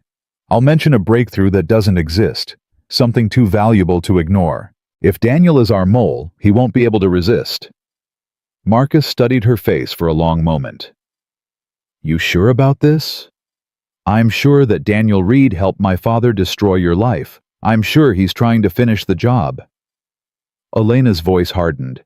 And I'm sure that he needs to be stopped. They set the trap that afternoon. Elena scheduled a video call with the Phoenix Power Engineering team, a call she knew Daniel would be monitoring through his contacts at Titan. She discussed a fictional breakthrough in reactor efficiency, a modification that could double the power output while cutting costs in half. She made it sound revolutionary, irresistible. That night, she and Marcus waited in the darkened workshop with the security cameras rolling. At 11:47 p.m., a side door opened. Daniel Reed stepped inside. He moved quickly, professionally, clearly familiar with the layout from reconnaissance he'd done before. He went straight to the main computer terminal and plugged in a USB drive. Elena watched him download files, photograph documents, plant something on the server malware probably designed to corrupt their systems from the inside. Then she stepped out of the shadows. "Hello, Daniel." He spun around, his face going pale in the dim light. "Elena, how did you—" 20 years ago, you helped my father steal the Phoenix reactor technology from Marcus and Rachel Chen. You helped him bury their patents. You helped him destroy their careers. She walked closer, her voice steady, despite the fury burning in her chest. And when Rachel died, when Marcus lost everything, you went home and slept soundly, because you told yourself it was just business. Daniel's expression shifted, the shock fading, replaced by something harder, something ugly. Your father was a great man, a visionary. He understood that progress requires sacrifice, that the strong survive and the weak get left behind. My father was a thief and a liar, and so are you. Daniel laughed. The sound was hollow. You think you're any different? You think a few months of playing poor in a storage unit makes you some kind of saint? He stepped toward her. You're a Blackwell. You've got his blood in your veins, his instincts. You're just too weak to use them. Maybe. Or maybe I'm just strong enough to choose something different. Marcus stepped out of the shadows behind Daniel. I believe you have something that belongs to me. Daniel whirled around, but there was nowhere to go. Security guards had appeared at both exits. The police were already on their way. This is ridiculous. You can't prove anything. My lawyers will. Your lawyers will tell you to take whatever deal the prosecutors offer. Elena pulled out her phone and showed him the screen. We have you on camera. We have your financial records. We have testimony from 4 of your contacts at the Chinese energy company you were feeding our data to. It's over, Daniel. It's all over. Daniel's face contorted with rage. Your father would be ashamed of you. Good. Elena's voice was ice.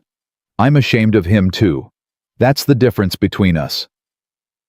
The police arrived 15 minutes later. They watched as Daniel was handcuffed and led out of the building, his face red with fury, his protests growing louder and more desperate as reality set in. When the door closed behind him, Marcus turned to Elena. It's really over. The Daniel part is over. The rest is just beginning. She looked around the workshop at the reactors they'd built, at the future they were creating. Rachel would be proud of you, of what you've done here. She'd be proud of both of us. Marcus's voice was soft. She believed in second chances, remember? She believed that people could change. Do you believe it now, after everything? Marcus was quiet for a long moment. I believe that you changed. I watched it happen. I saw you tear yourself apart and put yourself back together as someone new.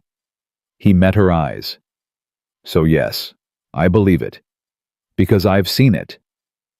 Elena felt something crack inside her. Something that had been holding on too tight for too long. I don't know who I'm supposed to be now. I spent my whole life being Harold Blackwell's daughter, the CEO, the heiress. I don't know how to be anything else.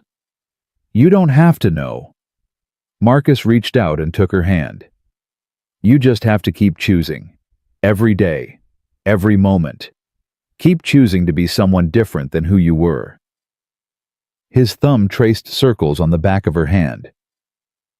That's what Rachel taught me.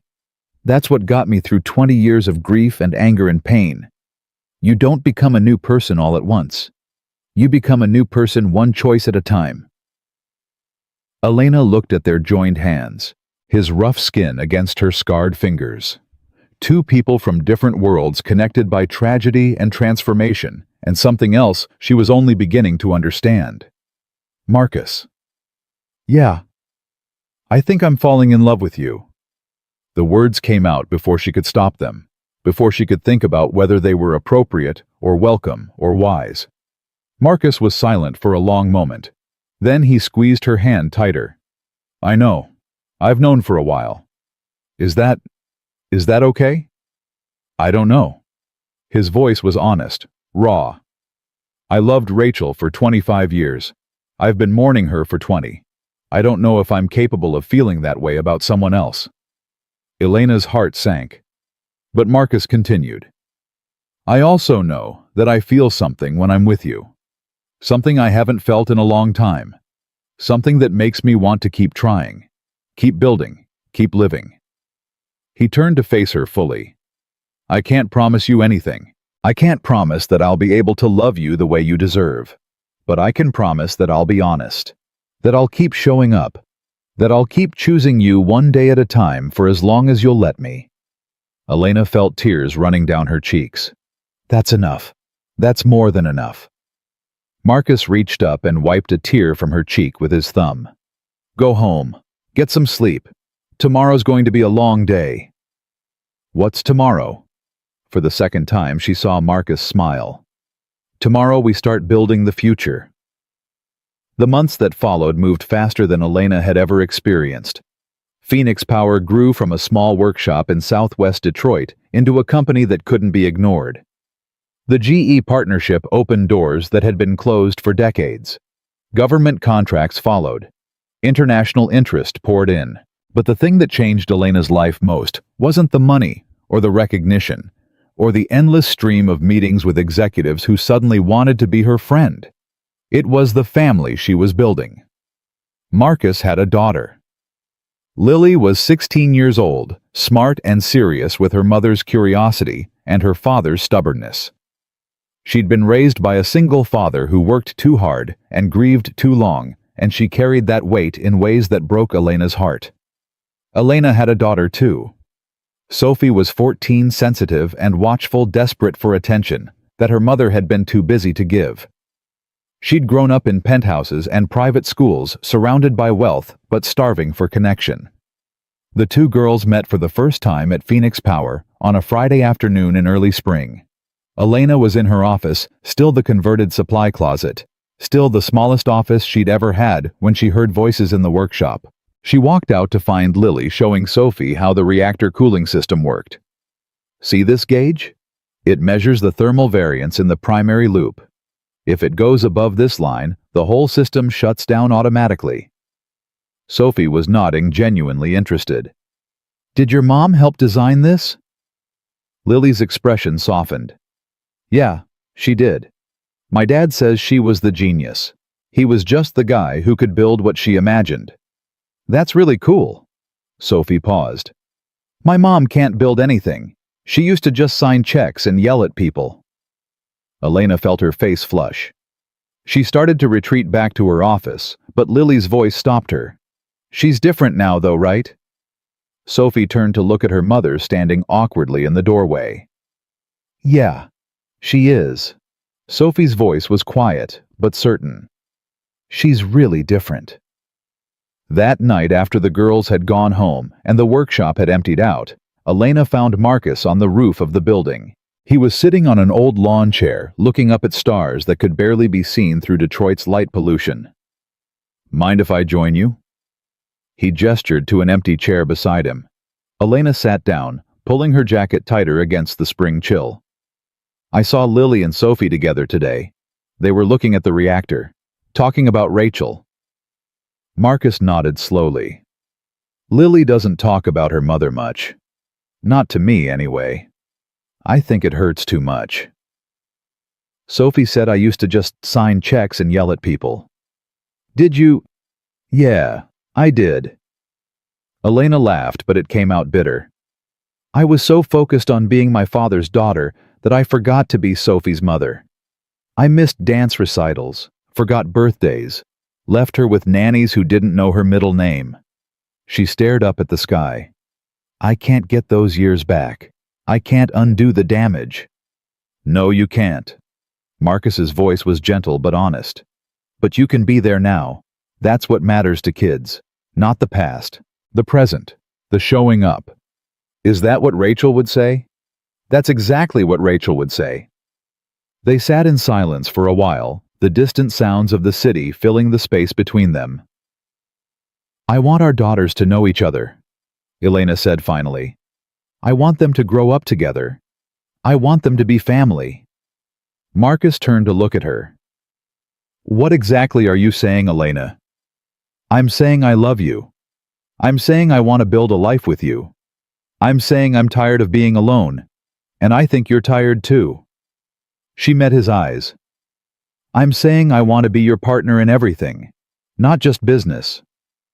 Marcus was quiet for a long time. Rachel has been gone for 20 years. For 20 years I've been married to a ghost. I go to bed thinking about her. I wake up thinking about her. Every decision I make, I ask myself what she would have done. Elena felt her heart sink. I understand. I shouldn't have. Let me finish. Marcus held up his hand. For 20 years I've been married to a ghost. And for the first time, I think maybe I'm ready to let her rest. He reached out and took Elena's hand. I'm never going to stop loving Rachel. She's part of me. She always will be. But I'm starting to understand that loving her doesn't mean I can't love anyone else. I'm starting to understand that she would want me to be happy. That she would want me to live. Marcus. I love you, Elena. I don't know when it happened. I didn't expect it. I wasn't looking for it. But it happened.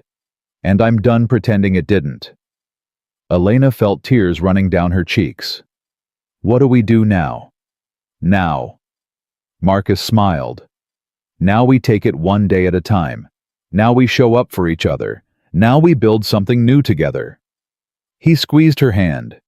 And we tell our daughters that they're about to become sisters. The wedding was small. Close friends and family only. Richard Morrison walked Elena down the aisle, tears streaming down his ancient face. Patricia Reeves was there, having left Titan to join Phoenix Power full-time. A handful of engineers who had believed in the mission from the beginning filled the modest venue.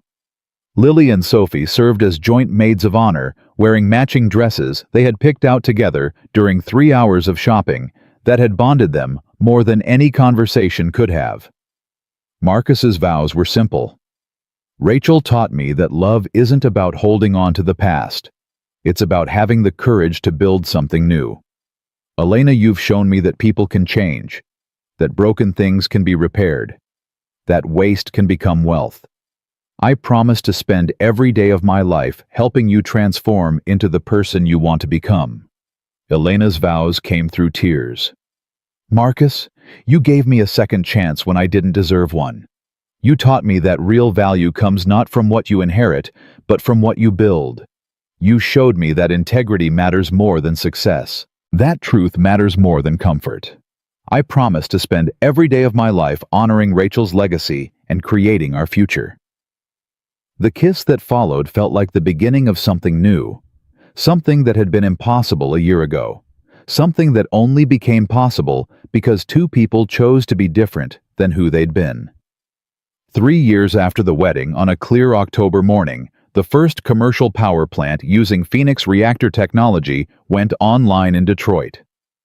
Marcus and Elena stood on the observation platform, with Lily and Sophie, all four holding hands. The massive facility had been built on the site of an old auto plant that had been abandoned for 30 years. A symbol of Detroit's past, becoming a foundation for its future. 100,000 homes would receive clean, unlimited power starting today. Zero emissions.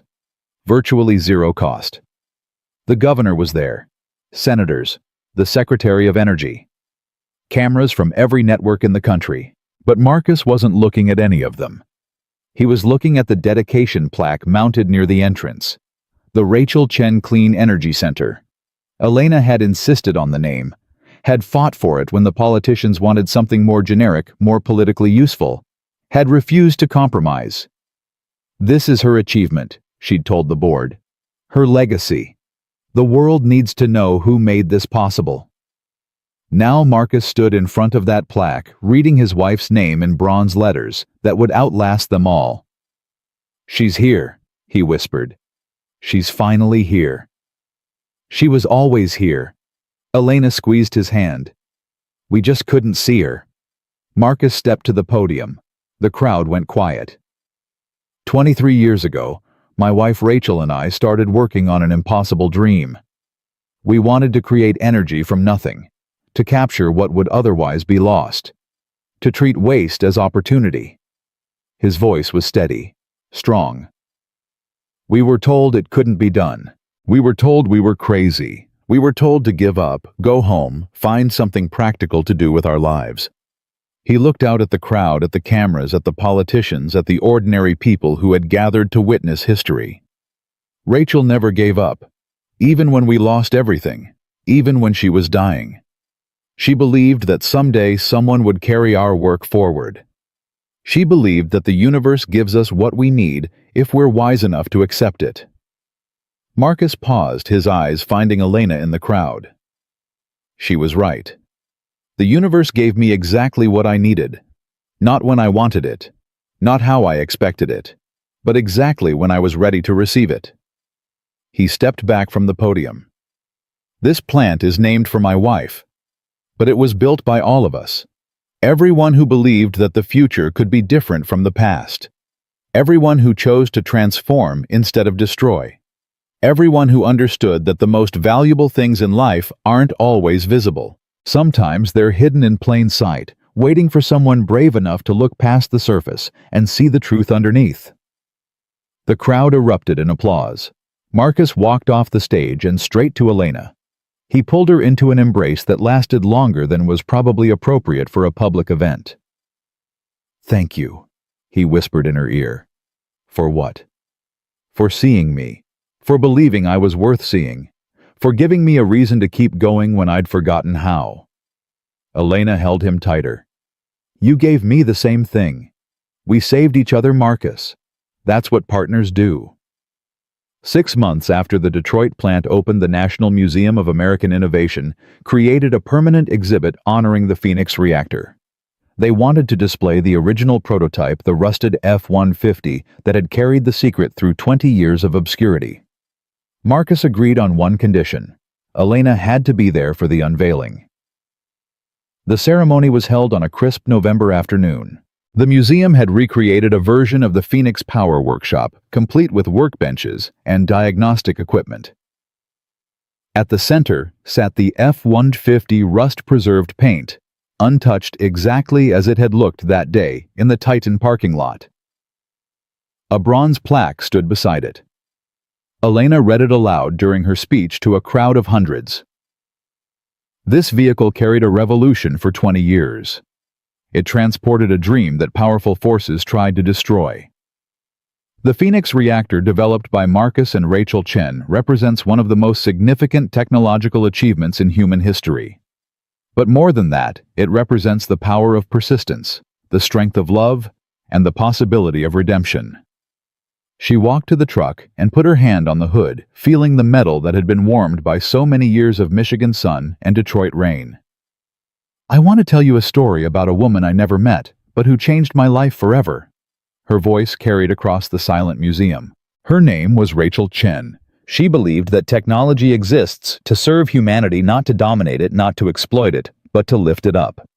She believed that the universe doesn't have a scarcity problem. It has a wisdom problem. She believed that waste can become wealth, that loss can become gain. Elena's voice broke slightly, but she pushed through.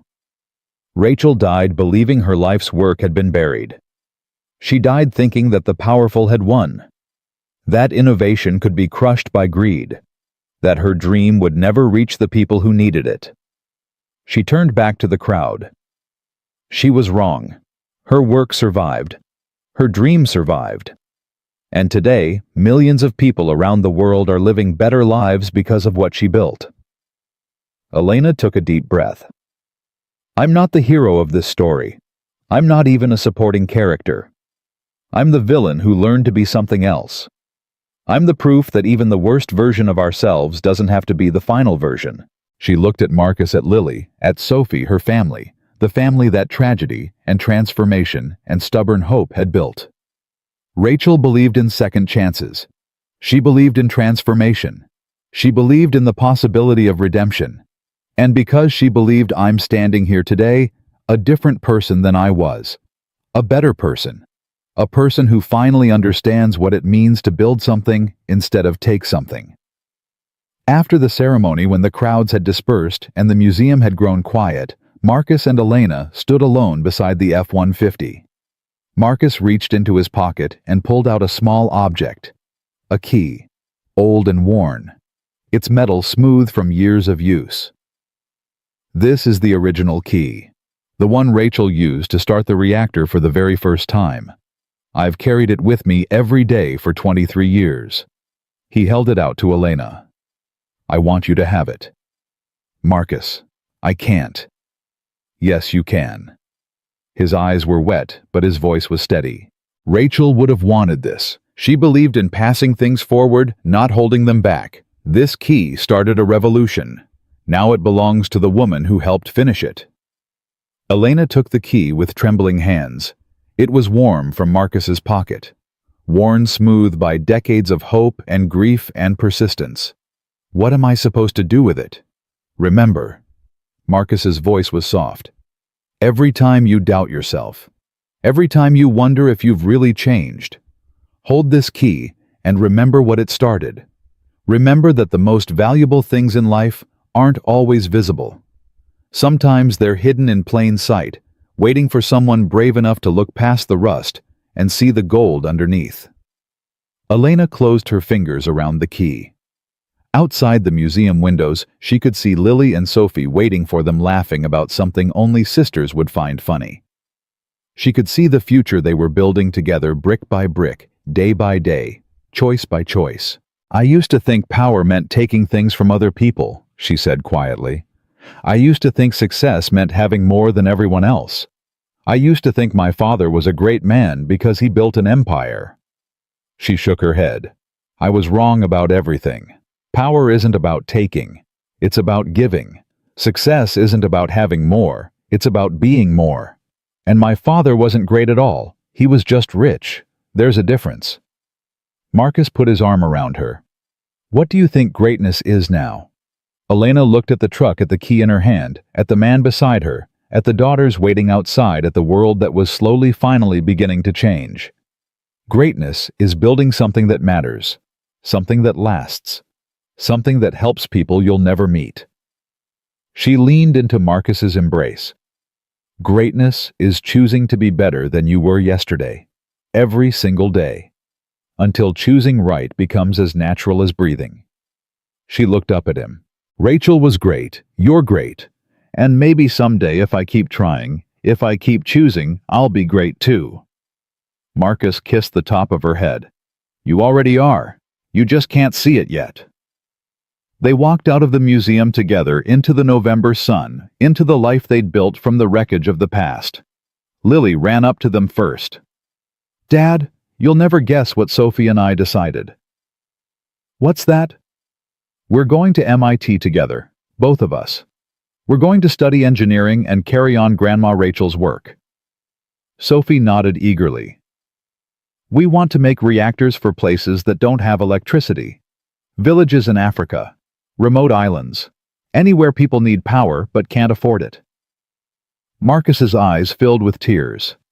That's exactly what she would have wanted. Exactly what she dreamed about. The four of them walked to the parking lot together. The F-150 was inside the museum, now preserved for history. But parked in its usual spot was a new truck, a modest Ford, practical and unpretentious, carrying a next-generation Phoenix reactor under its hood. Some things changed. Some things stayed the same. Marcus opened the driver's door, then stopped. You know what Rachel told me once? Right before she died. Everyone fell silent. She said, Marcus, some revolutions start with a bang. Others start with a whisper. But the ones that matter most start with a single choice. A choice to believe that tomorrow can be different from today. A choice to build instead of destroy. A choice to love instead of hate. He looked at Elena, at Lily, at Sophie, at the family that had risen from the ashes of tragedy. She was right. This revolution didn't start with money or power or technology. It started with a choice. My choice to keep going when I wanted to give up. Elena's choice to become someone different than her father. Our daughter's choice to carry the dream forward. He turned the key, and that perfect sound filled the air. Every revolution is just a series of choices, and we get to make new ones every single day. The truck pulled out of the parking lot and onto the street. Behind them, the museum stood as a testament to what had been. Ahead of them, the future stretched out like an open road, and in between, 4 people drove toward tomorrow, carrying a dream that had survived theft and tragedy and 20 years of darkness. A dream that proved once and for all that the most powerful force in the universe isn't money or technology or even love. It's the simple, stubborn, world-changing choice to become better than you were before. Some revolutions start with a bang. Others start with a whisper.